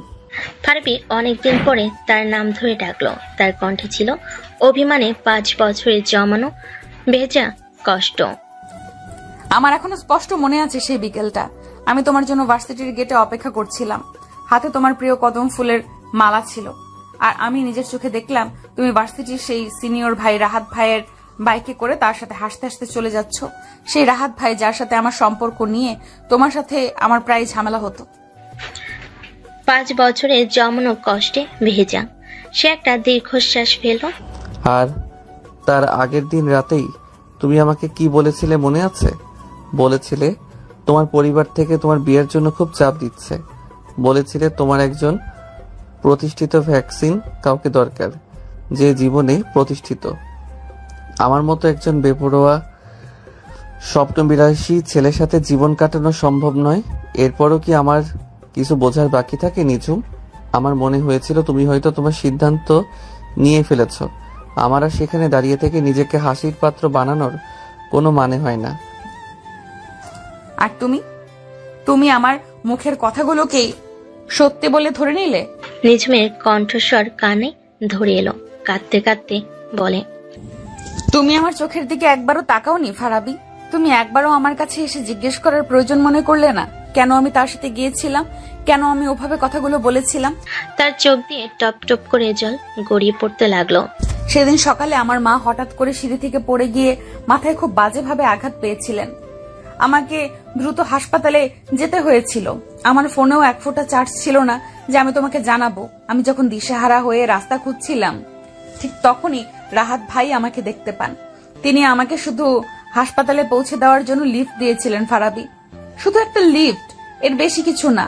আর তুমি কি জানো হাসপাতালের বেডে শুয়েও মা কাকে খুঁজছিলেন? তোমাকে। তিনি বারবার বলেছিলেন আমার ফারাবি বাবা কই, ওকে ছাড়া যে আমার ভালো লাগছে না। ফারাবি স্তব্ধ হয়ে গেল। তার পুরনো পৃথিবীটা যেন ঘুরতে শুরু করেছে। তাহলে পুরো ব্যাপারটাই ছিল একটা বিশাল ভুল বোঝাবুঝি। আর ওই প্রতিষ্ঠিত হওয়ার কথাটা? ওটা আমি রাগের মাথায় বলেছিলাম, শুধু তোমাকে কষ্ট দেওয়ার জন্য বলেছিলাম। কারণ তুমি আমার জন্মদিনের কথা ভুলে গিয়ে বন্ধুদের সাথে সিলেটে ট্যুরে চলে গিয়েছিলে। আমার কতটা অভিমান হয়েছিল তুমি কি একবারও ভেবে দেখেছিলে? আমি চেয়েছিলাম তুমি আমার কাছে এসে আমার অভিমান ভাঙাবে, আমাকে সরি বলবে ঠিক আগের মতো। আমি তো ভাবতেও পারিনি তুমি আমার একটা রাগের কথাকে এত সিরিয়াসলি নিয়ে নেবে আর কোনো দিন আমার সাথে যোগাযোগই করবে না। আমি তোমাকে পরদিন সকালে ফোন করেছিলাম, নিজেও অনেকবার করেছিলাম, কিন্তু তোমার ফোনটা সারাদিন বন্ধ ছিল। কারণ আমি ফোনটা ইচ্ছে করে বন্ধ করে রেখেছিলাম। আমি ভেবেছিলাম ফোন বন্ধ দেখলে তুমি চিন্তা করবে, তুমি আমার বাসায় ছুটে আসবে। আমি সারা দিন দরজার দিকে তাকিয়ে তোমার জন্য অপেক্ষা করেছিলাম। ভেবেছিলাম এই বুঝি তুমি এলে। ভেবেছিলাম তুমি এসে আমাকে বকা দেবে, আমার সাথে ঝগড়া করবে, তারপর জড়িয়ে ধরে বলবে সরি আর কোনোদিন এমন হবে না। কিন্তু তুমি আসোনি ফারাবি, তুমি আর কোনোদিনও আসোনি। লিফটে সেই ছোট্ট অন্ধকার জায়গায় দুটো ভাঙা হৃদয় আজ 5 বছর পর তাদের ভুলের আর ইগোর তাদের জেদের মুখোমুখি হলো। এই 5টা বছরে তারা হয়তো জীবনের অনেক এগিয়ে গেছে, কিন্তু তাদের ভেতরটা যে এখনো সেই পুরনো ক্ষতটাই বয়ে বেড়াচ্ছে। তা আজ তারা দুজনেই বুঝতে পারলো। ফারাবি আর নিজেকে সামলাতে পারলো না। সে নিঝুমের কাঁধে সে নিঝুমের কাছে গিয়ে দুই কাঁধে হাত রাখলো। তার নিজের চোখ দিয়েও জল গড়িয়ে পড়ছে। আমি আমি খুব বড় একটা ভুল করে ফেলেছি নিঝুম। আমি তোমাকে বিশ্বাস করতে পারিনি। আমি আমার ইগোকে তোমার ভালোবাসার চেয়েও বড় করে দেখেছিলাম। প্লিজ যদি পারো আমাকে মাফ করে দাও। নিঝুম তার বুকে মাথা রেখে কান্নায় ভেঙে পড়ল। ভুলটা শুধু তোমার ছিল না ফারাবি, আমারও ছিল। আমার অভিমানটা খুব বেশি ছিল। আমারও উচিত ছিল তোমাকে সবকিছু খুলে বলার। ঠিক সেই মুহূর্তেই একটা ঝাঁকুনিতে লিফটের ভেতরের হলদে আলোটা নিভে গিয়ে উজ্জ্বল সাদা আলো জ্বলে উঠল। পাওয়ার চলে এসেছে। লিফটটা ধীরে ধীরে নিচের দিকে নামতে শুরু করলো, কিন্তু ফারাবি আর নিঝুম কেউই একে অপরের কাছ থেকে সরল না। তারা একে অপরকে আরো শক্ত করে জড়িয়ে ধরে দাঁড়িয়ে রইল। আজ 5 বছর পর তার জন্য আবার নতুন করে নিঃশ্বাস নিতে পারছিল।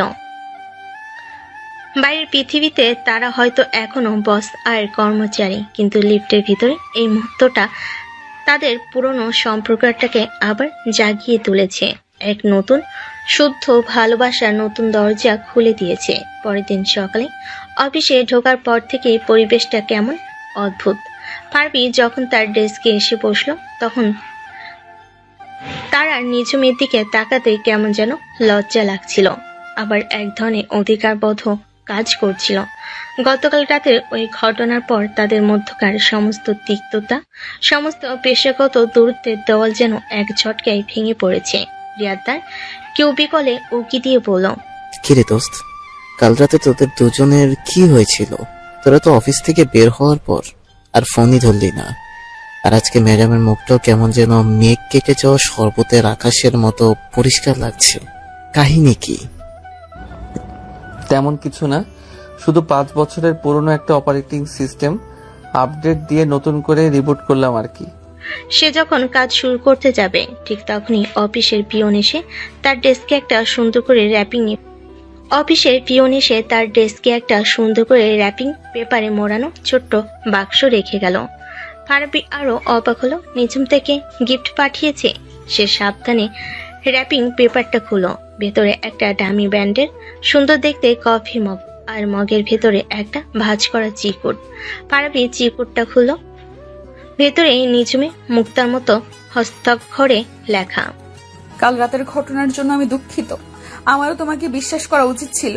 আর হ্যাঁ, এটা তোমার জন্য, যাতে ভবিষ্যতে তোমাকে আর আমার তেতো কফির মগে কফি খেতে না হয়। চিরকুটটা পরে ফারাবি ঠোঁটের কোণে এক চিলতে হাসি ফুটে উঠল।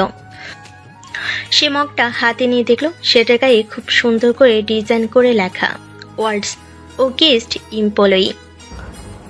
বাহ, সরি বলার সাথেও খোঁচা মারাটা এখনো ছাড়তে পারিনি। সে উঠে দাঁড়িয়ে নিঝুমের কাছে কেবিনের দিকে তাকালো। নিঝুম তখন কাজ করার ভান করলো আর চোখে তাকিয়ে দেখছিল। ফারাবি মগটা উঁচিয়ে তাকে একটা স্যালুট জানাই এবং ইশারায় বোঝালো খুব পছন্দ হয়েছে। নিঝুমের মুখেও হালকা হাসির আভা ফুটে উঠল। ফারাবির মনে হলো, নিঝুম যখন এত সুন্দর করে সরি বলতে পারে, তাহলে আমি বা পিছিয়ে থাকবো কেন? আমাদের ভুলের পাল্লায় তো আমারই দোষটা বেশি ছিল। লাঞ্চের ঠিক আগে নিঝুম তার কেবিনে বসে একটা জরুরি ফাইল দেখছিল। হঠাৎ করে সে তার প্রিয় ডার্ক চকলেটের গন্ধ পেল। সে মুখ তুলে দেখল ফারাবি তার কেবিনে দাঁড়িয়ে আছে, তার হাতে একটা চকলেট বার। কি ব্যাপার ফারাবি, তুমি ভেতরে এলে কখন? নক করনি তো? কিছু কিছু সময় হৃদয়ের দরজা দিয়ে প্রবেশ করতে হয় ম্যাডাম, নক করে তো শুধু কর্মচারীরা, আমি তো। সে কথাটা শেষ না করেই থেমে গেল। তুমি কি? কিছু না, এই নিন চকলেট, এটা আপনার জন্য। কেন হঠাৎ চকলেট কেন? এটা আমার তরফ থেকে সরি বলার প্রথম কিস্তি। বাকি কিস্তিগুলো জলদি পেয়ে যাবেন। আশা করি এই মিষ্টি জিনিসটা খাওয়ার পর আপনার তেতো কথাগুলো যেন একটু মিষ্টি হয়ে যায়। এই বলে সে কোনো উত্তরে অপেক্ষা না করে কেবিন থেকে বেরিয়ে গেল। নিঝুম চকলেটের দিকে তাকিয়ে হাসল। পাগল একটা। এরপর থেকে তাদের মধ্যে শুরু হয়ে গেল এক অদ্ভুত মিষ্টি প্রতিযোগিতা। কে কাকে কত অভিনব উপায়ে সরি বলতে পারে। তাদের এই নীরব খেলাটা অফিসের আর কেউ না বুঝলো, তারা দুজনেই খুব উপভোগ করতে লাগলো। একদিন ফারাবি নিঝুমের ডেস্কের উপর একটা ছোট্ট টবে ক্যাকটাসের চারা রেখে একটা নোটে লিখে দিল, আমার কথাগুলো হয়তো মাঝে মাঝে এই ক্যাকটাসের কাটার মতোই ধারালো হয়, তার জন্য দুঃখিত। তো পরের দিন নিঝুমও ফারাবি ডেস্কের উপর একটা পাওয়ার ব্যাংক রেখে দিয়ে রিপ্লাই দিল। তোমার আইডিয়াগুলো ভাবতে ভাবতে তোমার ব্রেইনের চার্জ নিশ্চয়ই শেষ হয়ে যায়, তাই এই ছোট্ট উপহার।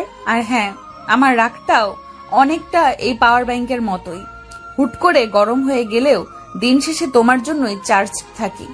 আরেকদিন ফারাবি দেখলো নিঝুম কাজের চাপে লাঞ্চ করতে যেতেই ভুলে গেছে। সে চুপচাপ বাইরে থেকে তার প্রিয় খাবারগুলো অর্ডার করে এনে পিয়নের হাতে দিয়ে তার কেবিনে পাঠিয়ে দিল, সাথে চিরকুট।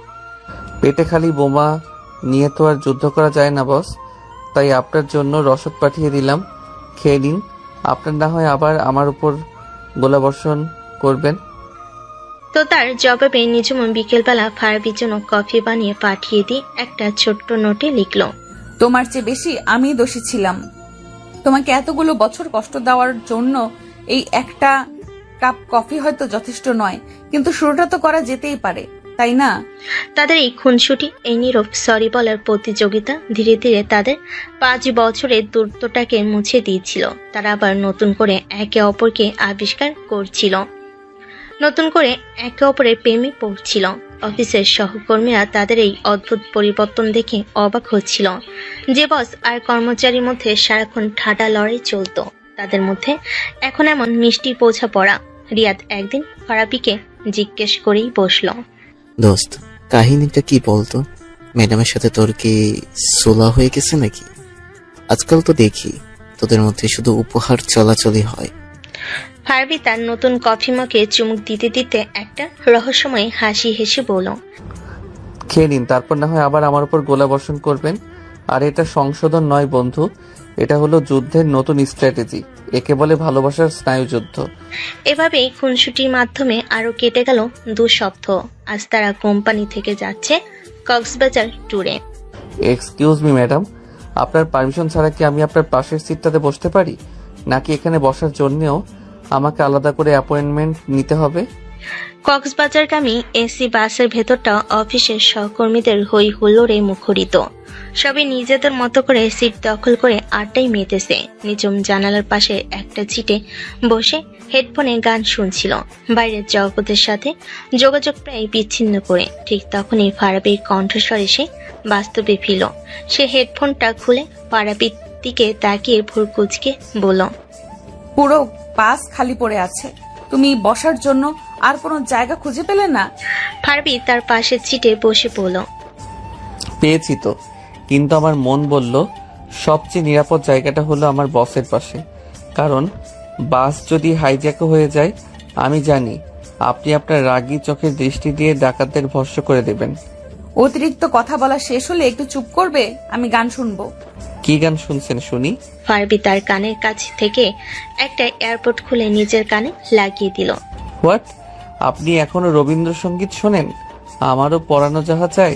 সিরিয়াসলি ম্যাডাম, আপনার ব্যক্তিত্বের সাথে তো হেভি মেটাল বা রক টাইপের গান যাওয়া উচিত ছিল, যেখানে থাকবে শুধু চিৎকার আর হাহাকার। নিচুম রেগে গিয়ে এয়ারপোর্টটা কেড়ে নিল। তোমার সমস্যাটা কি বলো তো? আমার যা ইচ্ছে আমি তাই শুনবো, তাতে তোমার কি? আমার তো অনেক কিছু, কারণ এই গানটা শুনলেই আমার সেই দিনগুলোর কথা মনে পড়ে যায়। মনে আছে ভার্সিটির 21শে ফেব্রুয়ারি অনুষ্ঠানে আপনি এই গানটা গেয়েছিলেন? সেদিনই তো আমি প্রথম আপনার প্রেমে পড়েছিলাম, যদিও তখনও জানতাম না আপনার সুন্দর গলার পেছনে একটা আগ্নেয়গিরি লুকিয়ে আছে। ফারাবি এই সরাসরি কথায় নিঝুমের মুখটা লাল হয়ে গেল। সে কোনো উত্তর না দিয়ে চুপচাপ জানালার বাইরে তাকিয়ে রইল। কক্সবাজারে পৌঁছানোর পর থেকে ফারাবি আর নিঝুম যেন আঠার মতো একে অপরের সাথে লেগে রইল। টিম মিটিং, গ্রুপ অ্যাক্টিভিটি, সব জায়গায় তারা একসাথে। তাদের এই পরিবর্তনটা অফিসের আর কারো চোখ এড়ালো না। রিয়াদ ফারাবিকে এক পাশে ডেকে নিয়ে জিজ্ঞেস করল, দোস্ত, কাহিনীটা কি বলতো? তোরা কি সত্যি সত্যি প্রেম করছিস? ম্যাডাম তোকে ছাড়া এক মুহূর্ত চলছে না, আর তুইও তার লেজ ধরে ঘুরছিস। আরে এটা প্রেম নয় দোস্ত, এটা হলো বস ম্যানেজমেন্ট স্ট্র্যাটেজি। বসকে সবসময় চোখে চোখে রাখতে হয় কখন তার মেজাজ বিগড়ে যায় আর আমার চাকরিটা টুপ করে খসে পড়ে। তার কোনো গ্যারান্টি আছে? বিকেলে যখন সবাই বিচে নেমে হুল্লোড় করছে, তখন ফারাবি আর নিঝুম ভিড় থেকে কিছুটা দূরে বালির উপর দিয়ে পাশাপাশি হাঁটছিল। পরন্ত বিকেলের নরম আলোয় সমুদ্রের ঢেউগুলো সোনালী রং ধারণ করেছে। নিঝুম তার উড়ন্ত চুলগুলো সামলাতে সামলাতে আনমনে শান্ত গলায় বলল, সমুদ্রটা সুন্দর তাই না? খুব সুন্দর। তবে আমার মনে হয় কিছু জিনিস সমুদ্রের চেয়েও বেশি গভীর আর বেশি রহস্যময়। যেমন? ফারাবি তার দিকে ফিরে একটা দুষ্টু হাসি দিয়ে বলল, যেমন আপনার মন ম্যাডাম, যার গভীরে কি লুকিয়ে আছে তা হয়তো টাইটানিকের ধ্বংসাবশেষ খুঁজে বের করে ডুবুরিরাও খুঁজে পাবে না। আপনার মনে এখনো আমার জন্য কোনো জায়গা আছে, নাকি সেটা অফিসের ফাইলের নিচে চাপা পড়ে গেছে? আবারও ফাজলামি শুরু করলে? নিঝুম তার দিকে এমন ভাবে তাকালো যেন এখনই বকা দেবে, কিন্তু পরক্ষণই তার গলার স্বর নরম হয়ে এলো। আর হ্যাঁ, এখানেও আপনি ম্যাডাম বলার কোনো দরকার আছে? আশেপাশে আর অফিসের কেউ নেই যে। আরে অভ্যাস হয়ে গেছে তো। সকালে ঘুম থেকে উঠে আজকাল মায়ের বদলে আপনাকে গুড মর্নিং ম্যাডাম বলে ফেলি প্রায়। আমার তো ভয় হচ্ছে বিয়ের পর নিজের বউকেও আবার ম্যাডাম বলে ডেকে না ফেলি। অতিরিক্ত কথা বলবে না। নিঝুম হাসার চেষ্টা করে বলল, যদিও তার গাল দুটো লজ্জায় লাল হয়ে গেছে। এখানে আমরা বস বা কর্মচারী নই, এখানে আমরা শুধু আমরা। ফারাবি তার দিকে ঝুঁকে এসে জিজ্ঞেস করলো, আমরা? এই আমরা শব্দটার মানে কি? আমি সেটাই ধরে নিতে পারি যা আমি গত 5 বছর ধরে ভাবতে চেয়েও পারিনি। এখনো যদি বুঝতে না পারো তাহলে বুঝতে হবে তোমার মাথায় শুধু গোবরই ভরা। নিঝুম তাকে হালকা ধাক্কা দিয়ে সামনে এগিয়ে গেল। চলো হাঁটি। ফারাবি তার পেছন পেছন হাঁটতে হাঁটতে বলল, আচ্ছা নিঝুম, একটা প্রতিযোগিতা হয়ে যাক। ওই যে দূরে ওই ঝিনুকের স্তূপটা দেখছো, চলো দেখি কে কার আগে ওখানে পৌঁছাতে পারে। যে হারবে সে আজকে ডিনারের বিল দিবে। আমি তোমার মতো বাচ্চাদের মতো দৌড় প্রতিযোগিতা করি না। তাহলে তো তুমি হেরেই গেলে। ঠিক আছে, ডিনারের বিলটা আমি দিয়ে দিব। বসকে তো আর পকেট খালি করে রাস্তায় নামানো যায় না, তাই না? চলো। তারা কথা বলতে বলতে খুনসুটি করতে করতে টুরিস্টের ভিড় থেকে কখন যে অনেক দূরে ইনানির দিকে চলে এসেছে তা তারা নিজেরাও খেয়াল করেনি। যখন তাদের হুঁশ ফিরল তখন সূর্য প্রায় ডুবে গেছে, চারিদিকে অন্ধকার নামতে শুরু করেছে, আর আশপাশে জনপ্রাণীর কোনো চিহ্ন নেই। সর্বনাশ, আমরা তো রাস্তা হারিয়ে ফেলেছি ফারাবি। এখন আমরা হোটেলে ফিরবো কিভাবে? টেনশন নিও না আমার বস। ফারাবি তার ফোনটা বের করে টর্চ লাইট জ্বালাই। তোমার এই কর্মচারী থাকতে তোমার কোনো চিন্তা নেই। আমি তো আছি, তোমার পার্সোনাল জিপিএস।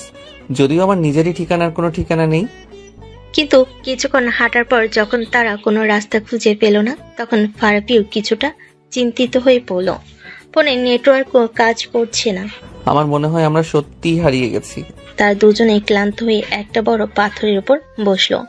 চারিদিকে শুধু সমুদ্রের গর্জনার বাতাসের শোষ শব্দ।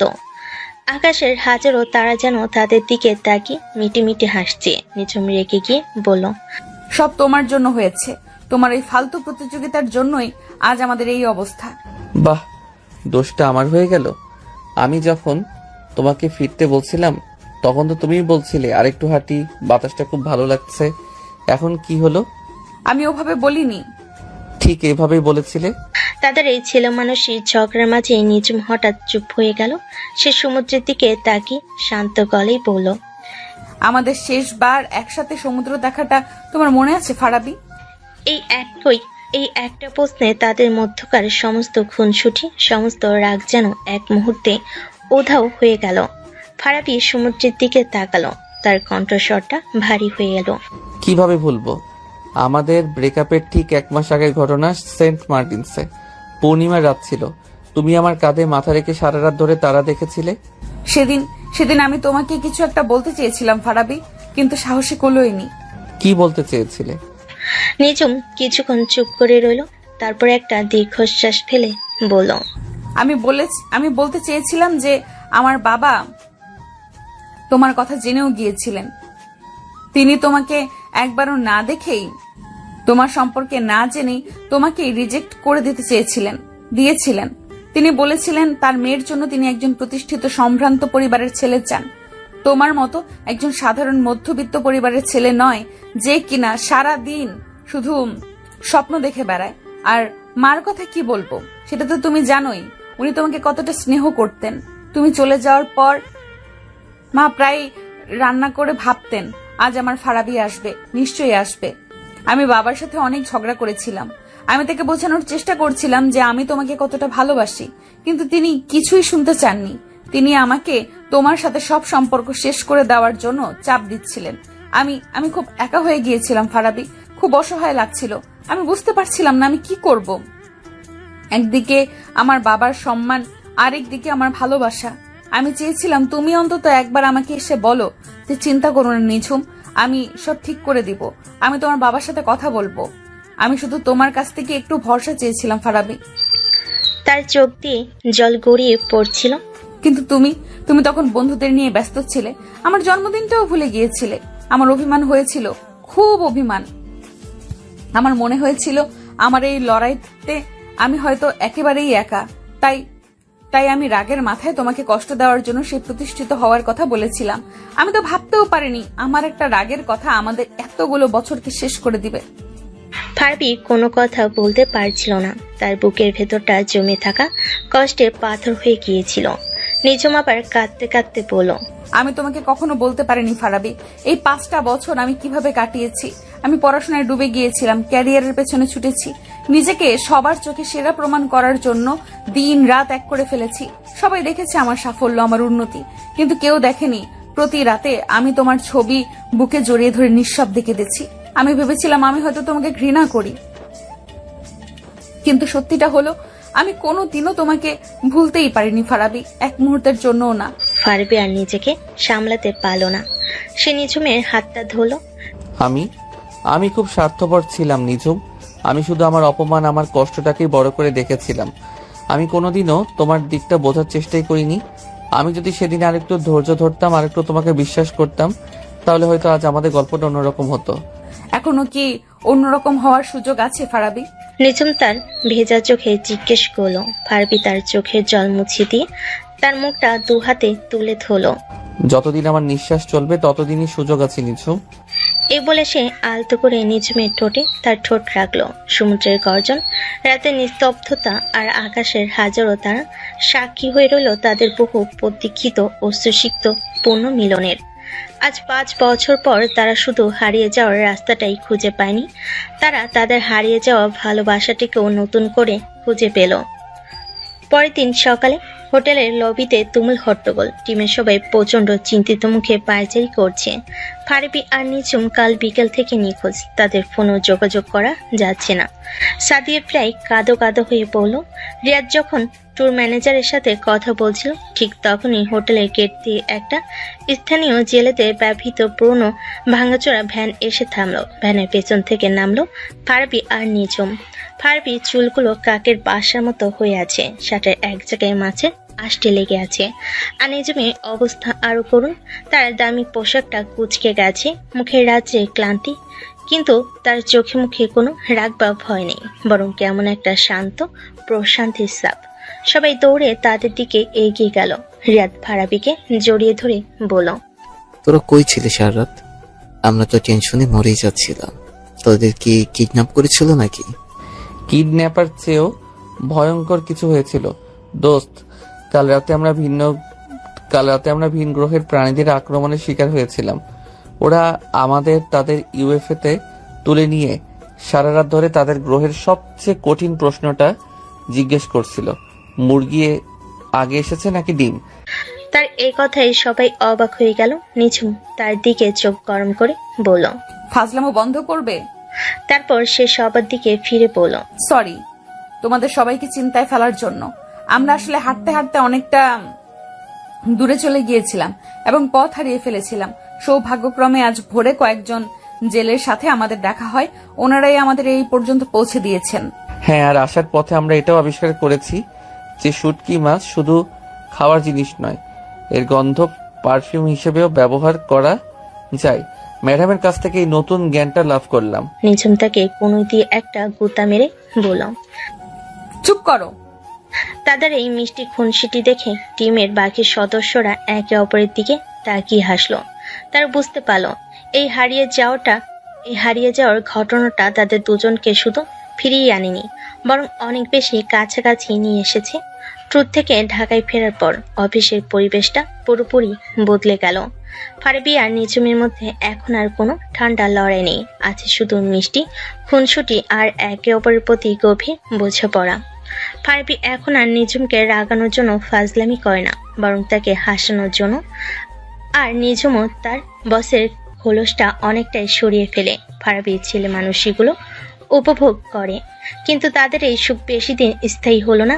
এজেন্সি এক্স এর কমপ্লেনটা মার্কেটে আসার পর থেকে ব্যাপক সাফল্য পায়। কোম্পানির ইতিহাসে এটা ছিল অন্যতম সেরা ক্যাম্পেইন। সাফল্যের পুরো কৃতিত্বটাই ছিল ফারাবি, কিন্তু কোম্পানি ম্যানেজমেন্ট, বিশেষ করে সিওর সম্বন্ধী মার্কেটিং হেড মিস্টার জামান এই সাফল্যটা ঠিক মেনে নিতে পারছিলেন না। তিনি প্রথম থেকে ফারাবিকে পছন্দ করতেন না। একদিন কোম্পানির মান্থলি পারফরমেন্স রিভিউ মিটিংয়ে সিও মিস্টার করিম ক্যাম্পেইনটার সাফল্যের জন্য পুরো টিমকে অভিনন্দন জানালেন। এ কথা শোনার সাথে সাথে ফারাবির মুখটা ফ্যাকাশে হয়ে গেল। পুরো ক্যাম্পেইনটার আইডিয়া থেকে শুরু করে এক্সিকিউশন পর্যন্ত সবকিছু তো সে একা করেছে। আর আজ তার নামটাই নেওয়া হলো না। মিস্টার জামান, যিনি এই প্রজেক্টের কোনো খবরই রাখেনি, তিনি সব ক্রেডিট নিয়ে নিলেন। ফারাবি অপমানিত বিধ্বস্ত বোধ করছিল। সে একবার নিঝুমের দিকে তাকালো। নিঝুমের মুখও রাগে লাল হয়ে গেছে। মিটিং শেষে ফারাবি যখন হতাশ হয়ে নিজের ডেস্কে বসে আছে, তখন নিঝুম তার কেবিনে তাকে ডেকে পাঠালো। আমি খুব দুঃখিত ফারাবি, আমি ভাবতেও পারিনি জামান সাহেব এতটা নিচে নামতে পারেন। তুমি চিন্তা করো না, আমি বাদ দাও নিচুম, এটাই হয়তো নিয়ম। আমাদের মতো সাধারণ কর্মচারীদের কাজ হলো শুধু পরিশ্রম করে যাওয়া, আর ক্রেডিটগুলো বড় স্যারদের পকেটে যায়। নতুন কিছু নয়, আমি হাল ছেড়ে দিয়েছি। কে বলেছে তোমাকে হাল ছাড়তে? নিঝুমের কণ্ঠস্বর হঠাৎ করে কঠিন হয়ে গেল। তুমি হাল ছাড়তে পারো, কিন্তু আমি ছাড়বো না। এটা শুধু তোমার লড়াই নয়, এটা এখন আমারও লড়াই। তুমি শুধু চুপ করে বসে দেখো আমি কি করি। পরদিন সকালে নিঝুম সরাসরি সিও মিস্টার করিমের রুমে ঢুকলো। মিস্টার করিম, আমি আপনার সাথে এনার্জি এক্স ক্যাম্পেইনটা নিয়ে কিছু কথা বলতে এসেছি। এক্সকিউজ মি স্যার, আমি হয়তো আপনার কথার সাথে একমত হতে পারলাম না। এই ক্যাম্পেইনের আইডিয়া, কনসেপ্ট, ট্যাগলাইন, এমনকি এর এক্সিকিউশনের প্রতিটি ধাপের পেছনে মূল মস্তিষ্কটা মিস্টার জামানের নয়, বরং আমার টিমের একজন কপিরাইটার ফারাবি আহমেদের। আমি সত্যিটা বলতে চাইছি স্যার। মিস্টার করিমের মুখের হাসিটা মিলিয়ে গেল। নিঝুম তার সামনে কিছু কাগজপত্র রাখলো। এটা হলো ক্যাম্পেইনের প্রথম ড্রাফট, যেটা ফারাবি তৈরি করেছিল। আর এটা হলো আমাদের দুজনের মধ্যকার ইমেল চালাচালি, যেখানে প্রতিটা ধাপ নিয়ে আলোচনা করা হয়েছে। আপনি যদি একটু কষ্ট করে দেখেন তাহলে বুঝতে পারবেন এই প্রজেক্টে মিস্টার জামানের অবদান শূন্য। মিস্টার করিম ফাইলগুলো দেখতে লাগলেন। তার কপালে চিন্তার ভাঁজ। আমি বুঝতে পারছি স্যার, কিন্তু আপনি এই কোম্পানির সিইও। আপনার কাছে আত্মীয়তার চেয়েও কোম্পানির স্বার্থ এবং একজন যোগ্য কর্মীর সম্মান অনেক বেশি গুরুত্বপূর্ণ হওয়া উচিত। আপনি যদি আজ ফারাবির মতো একজন ট্যালেন্টেড কর্মীকে তার প্রাপ্য সম্মান না দেন, তাহলে ভবিষ্যতে হয়তো অন্য কোনো ট্যালেন্টেড কর্মী এই কোম্পানিতে কাজ করার আগ্রহই হারিয়ে ফেলবে। সে উঠে দাঁড়িয়ে শেষ কথাটা বলল। আমি আমার টিমের সবচেয়ে মেধাবী সদস্যদের সাথে কোনো রকম অবিচার হতে দেব না। যদি এর জন্য আমাকে আমার চাকরিটাও ছাড়তে হয়, আমি রাজি। এখন সিদ্ধান্ত আপনার। আপনি কি একজন আত্মীয়কে খুশি রাখবেন, নাকি আপনার কোম্পানির ভবিষ্যৎকে সুরক্ষিত রাখবেন? এই বলে সে আর এক মুহূর্ত না দাঁড়িয়ে কেবিন থেকে বেরিয়ে এলো। তার এই সাহসী পদক্ষেপের কথা পুরো অফিসে ছড়িয়ে পড়ল। ফারাবি যখন শুনলো নিঝুম তার সম্মানের জন্য কোম্পানির সিওর সাথে সরাসরি লড়াই করেছে, তখন তার চোখে জল চলে এলো। সে বুঝতে পারল নিঝুম তাকে কতটা ভালোবাসে। এই ভালোবাসা শুধু কথায় নয়, কাজও প্রমাণ করে দেওয়ার মতো ভালোবাসা। পরদিন সকালে অফিসের পরিবেশটা বেশ থমথমে, সবার মনে চাপা উত্তেজনা। সেও কি নিঝুমের কথা রাখবেন, নাকি নিজের সম্বন্ধীকে বাঁচাতে তাকে চাকরিচ্যুত করবেন? ফারাবি সকাল থেকে একবারও নিঝুমের কেবিনের দিকে তাকায়নি। তার ভেতরে চলছে কৃতজ্ঞতা, ভালোবাসা আর তীব্র উদ্বেগের এক মিশ্র অনুভূতি। ঠিক 10টায় পুরো কোম্পানির সব স্টাফের কাছে একটা গ্রুপ ইমেল এলো সিও মিস্টার করিমের পক্ষ থেকে। ইমেলে লেখা ছিল, এই ক্যাম্পেইনের অভাবনীয় সাফল্যের পেছনে মূল কারিগর আমাদের ক্রিয়েটিভ টিমের মেধাবী copywriter mister Farabi Ahmed. Mister Farabi আহমেদকে কোম্পানির পক্ষ থেকে আন্তরিক অভিনন্দন। তার মেধা এবং কঠোর পরিশ্রমের স্বীকৃতিস্বরূপ তাকে সিনিয়র কপিরাইট পদে পদোন্নতি করা হলো এবং সাথে একটি বিশেষ বোনাস প্রদান করা হলো। আশা করি তিনি ভবিষ্যতেও তার এই সাফল্যের ধারা অব্যাহত রাখবেন। ইমেলটা দেখার সাথে সাথে পুরো ফ্লোর হাততালিতে ফেটে পড়ল। রিয়া দৌড়ে এসে ফারাবিকে জড়িয়ে ধরল। দোস্ত, তুই তো হিরো হিরো, কনগ্রাচুলেশনস। ফারাবি তখনও স্ক্রিনের দিকে তাকিয়ে আছে, তার চোখ দুটো ভিজে উঠেছে। সে হাততালির শব্দে চেয়েও বেশি করে শুনতে পাচ্ছিল অন্য কিছু, নিজমের সাহসের গল্প, তার ভালোবাসার প্রতিদানের গল্প। সে মুখ তুলে নিজমের কাছে কেবিনের দিকে তাকালো। নিজমও তার দিকে তাকিয়েছিল। তার মুখে ছিল এক প্রশান্তির হাসি। সে হাসিতে ফারাবি খুঁজে পেল তার জীবনের সবচেয়ে বড় পুরস্কার। সেই সন্ধ্যায় অফিস শেষে ফারাবি যখন বের হচ্ছে তখন নিঝুম তাকে ডাকলো। ফারাবি দাঁড়াও, তোমার সাথে আমার কথা ছিল। বলো। আজ রাতে তোমার কোনো কাজ আছে? না, কেন? মা তোমাকে দেখতে চেয়েছেন। আজ সকালে মা ফোন করেছিলেন, তিনি তোমার খবর শুনেছেন, তিনি একবার তোমাকে দেখতে চান। তুমি কি আমাদের বাসায় আসবে? সে অপ্রত্যাশিত প্রস্তাবে ফারাবি চমকে গেল। নিঝুমের মা, যাকে সে খালাম্মা বলে ডাকতো, তিনি তাকে খুব স্নেহ করতেন। সেই দুর্ঘটনার রাতে নিঝুমের মুখে সে শুনেছিল তিনি অসুস্থ অবস্থায়ও তার খোঁজ করেছিলেন। অবশ্যই যাব। আমি তো নিজেই খালাম্মার সাথে দেখা করার কথা ভাবছিলাম। তিনি এখন কেমন আছেন? অনেক ভালো। চলো আমার সাথেই চলো তাহলে। নিঝুমের বাসাটা আগের মতোই আছে, সিমসাম গোছানো। ফারাবি ড্রয়িং রুমে ঢুকেই ভেতর থেকে নিঝুমের মা মিসেস আনোয়ারা প্রায় দৌড়ে বেরিয়ে এলেন। তিনি ফারাবির মাথায় গালে হাত বুলিয়ে দিতে দিতে কান্নায় ভেঙে পড়লেন। ফারাবি তার পা ছুঁয়ে সালাম করলো। তিনি রান্নাঘরে যাওয়ার পর নিঝুম ফারাবির পাশে এসে বসলো। অনেকক্ষণ গল্প আর আড্ডার পর মিসেস আনোয়ারা যখন ঘুমাতে গেলেন তখন রাত প্রায় 11টা। নিঝুম ফারাবিকে নিয়ে তার নিজের ঘরে এলো। ঘরটা আগের মতোই আছে, বই সেলফ, পরের টেবিল, দেওয়ালে সাঁটানো পোস্টার, সবকিছু যেন সময়ের সাথে থেমে আছে। মা তোমাকে খুব ভালোবাসেন ফারাবি। এই 5 বছরে এমন একটা দিনও যায়নি যেদিন তিনি তোমার কথা বলেননি। তোমাকে একটা জিনিস দেখানোর জন্য এখানে নিয়ে এসেছি। নিঝুম তার পরের টেবিলের ডয়ারটা খুলো। সে ভেতর থেকে একটা পুরনো হলদে হয়ে যাওয়া ভাঁজ করা চিঠি বের করে ফারাবির হাতে দিল। এটা কি? একটা চিঠি যেটা আমি আজ থেকে 5 বছর 6 মাস 11 দিন আগে তোমার জন্য লিখেছিলাম, আমাদের ব্রেকআপের ঠিক পরদিন সকালে। কিন্তু আমি কোনোদিন তোমাকে এটা দেওয়ার সাহস পাইনি, কারণ তোমাকে তো পরে খুঁজেই পাইনি। ফারাবি অবাক হয়ে চিঠিটার দিকে তাকিয়ে রইল। সে সাবধানে ভাঁজ খুলল। ভেতরটা নিঝুমের সেই পরিচিত মুক্তোর মতো হস্তাক্ষরে লেখা। প্রিয় ফারাবি, প্রিয় লিখলাম কারণ তুমি ছাড়া আর কাউকে এই শব্দটা বলার অধিকার আমি কোনোদিন দিতে পারবো না। জানি না এই চিঠিটা কোনোদিন তোমার হাতে পৌঁছাবে কিনা।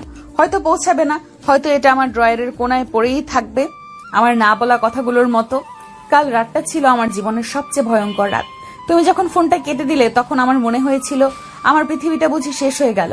আমি সারা রাত ধরে অপেক্ষা করেছি ফারাবি, ভেবেছি তুমি আসবে, তুমি এসে আমার সাথে ঝগড়া করবে, আমার উপর চিৎকার করবে, কিন্তু শেষ পর্যন্ত আমাকে জড়িয়ে ধরে বলবে পাগলি একটা। কিন্তু তুমি আসোনি। আমার খুব একা লাগছে ফারাবি, প্রচন্ড একা। যে মানুষটাকে আমি আমার পৃথিবী ভাবতাম সে আজ আমার কাছ থেকে কতটা দূরে। আমি জানি দোষটা আমারই, আমার রাগের মাথায় বলা একটা কথা, আমার অভিমান, সবকিছু জন্য আজ আমরা আলাদা। আমি তোমাকে বোঝাতে পারিনি আমি কতটা অসহায় ছিলাম, আমি তোমাকে বিশ্বাস জোগাতে পারিনি। আমি জানি না আমি তোমাকে ছাড়া কিভাবে বাঁচবো। সবাই আমাকে কঠিন বলে, অহংকারী বলে, কিন্তু সত্যিটা হলো আমি শুধু তোমার সামনেই নরম হতে পারতাম। শুধু তোমার কাছেই আমি সত্যিকারের আমি ছিলাম। তুমি ছাড়া আমি যে অসম্পূর্ণ ফারাবি। যদি কোনোদিনও এই চিঠিটা তোমার হাতে পৌঁছায় তাহলে শুধু জেনে রেখো এই পৃথিবীতে এমন একজন আছে যে তার ভুলের জন্য অনুতপ্ত, যে তোমাকে তার জীবনের চেয়েও বেশি ভালোবাসে আর সারা জীবন ভালোবেসে যাবে। ইতি তোমার ভালোবাসার নিঝুম। চিঠিটা পড়তে পড়তে ফারাবি চোখ দিয়ে কখন যে জল গড়িয়ে পড়তে শুরু করেছে সে টেরই পায়নি। তার মনে হলো কেউ যেন তার বুকের ভেতরটা মুচড়ে দিয়েছে। এই 5টা বছর সে শুধু একা কষ্ট পায়নি, নিজমও তিলে তিলে পড়েছে, একা একা কেঁদেছে। যে যন্ত্রণাটা সে একা বয়ে বেড়াচ্ছে বলে ভাবতো, সে একই যন্ত্রণা নিজমকেও কুড়ে কুড়ে খেয়েছে। সে চিঠিটা ভাঁজ করে নিজমের দিকে তাকালো। নিজম তখন জানালার পাশে দাঁড়িয়ে কাঁদছে। ফারাবি তার কাছে গিয়ে পেছন থেকে তাকে আলতো করে জড়িয়ে ধরল। কেন দাওনি এই চিঠিটা আমাকে? নিঝুম, কেন এতগুলো বছর আমাকে আর নিজেকে এতটা কষ্ট দিলে? ভয় পেয়েছিলাম, ভেবেছিলাম তুমি হয়তো আমাকে আর বিশ্বাস করবে না, ভেবেছিলাম তুমি হয়তো নিশ্চয়ই আমাকে ঘৃণা করতে শুরু করেছো। আমি তোমাকে কোনোদিনও ঘৃণা করতে পারিনি নিঝুম। ফারাবি তাকে নিজের দিকে ঘোরালো। সে তার মুখটা 2 হাতে তুলে ধরে তার চোখের জল মুছে দিল।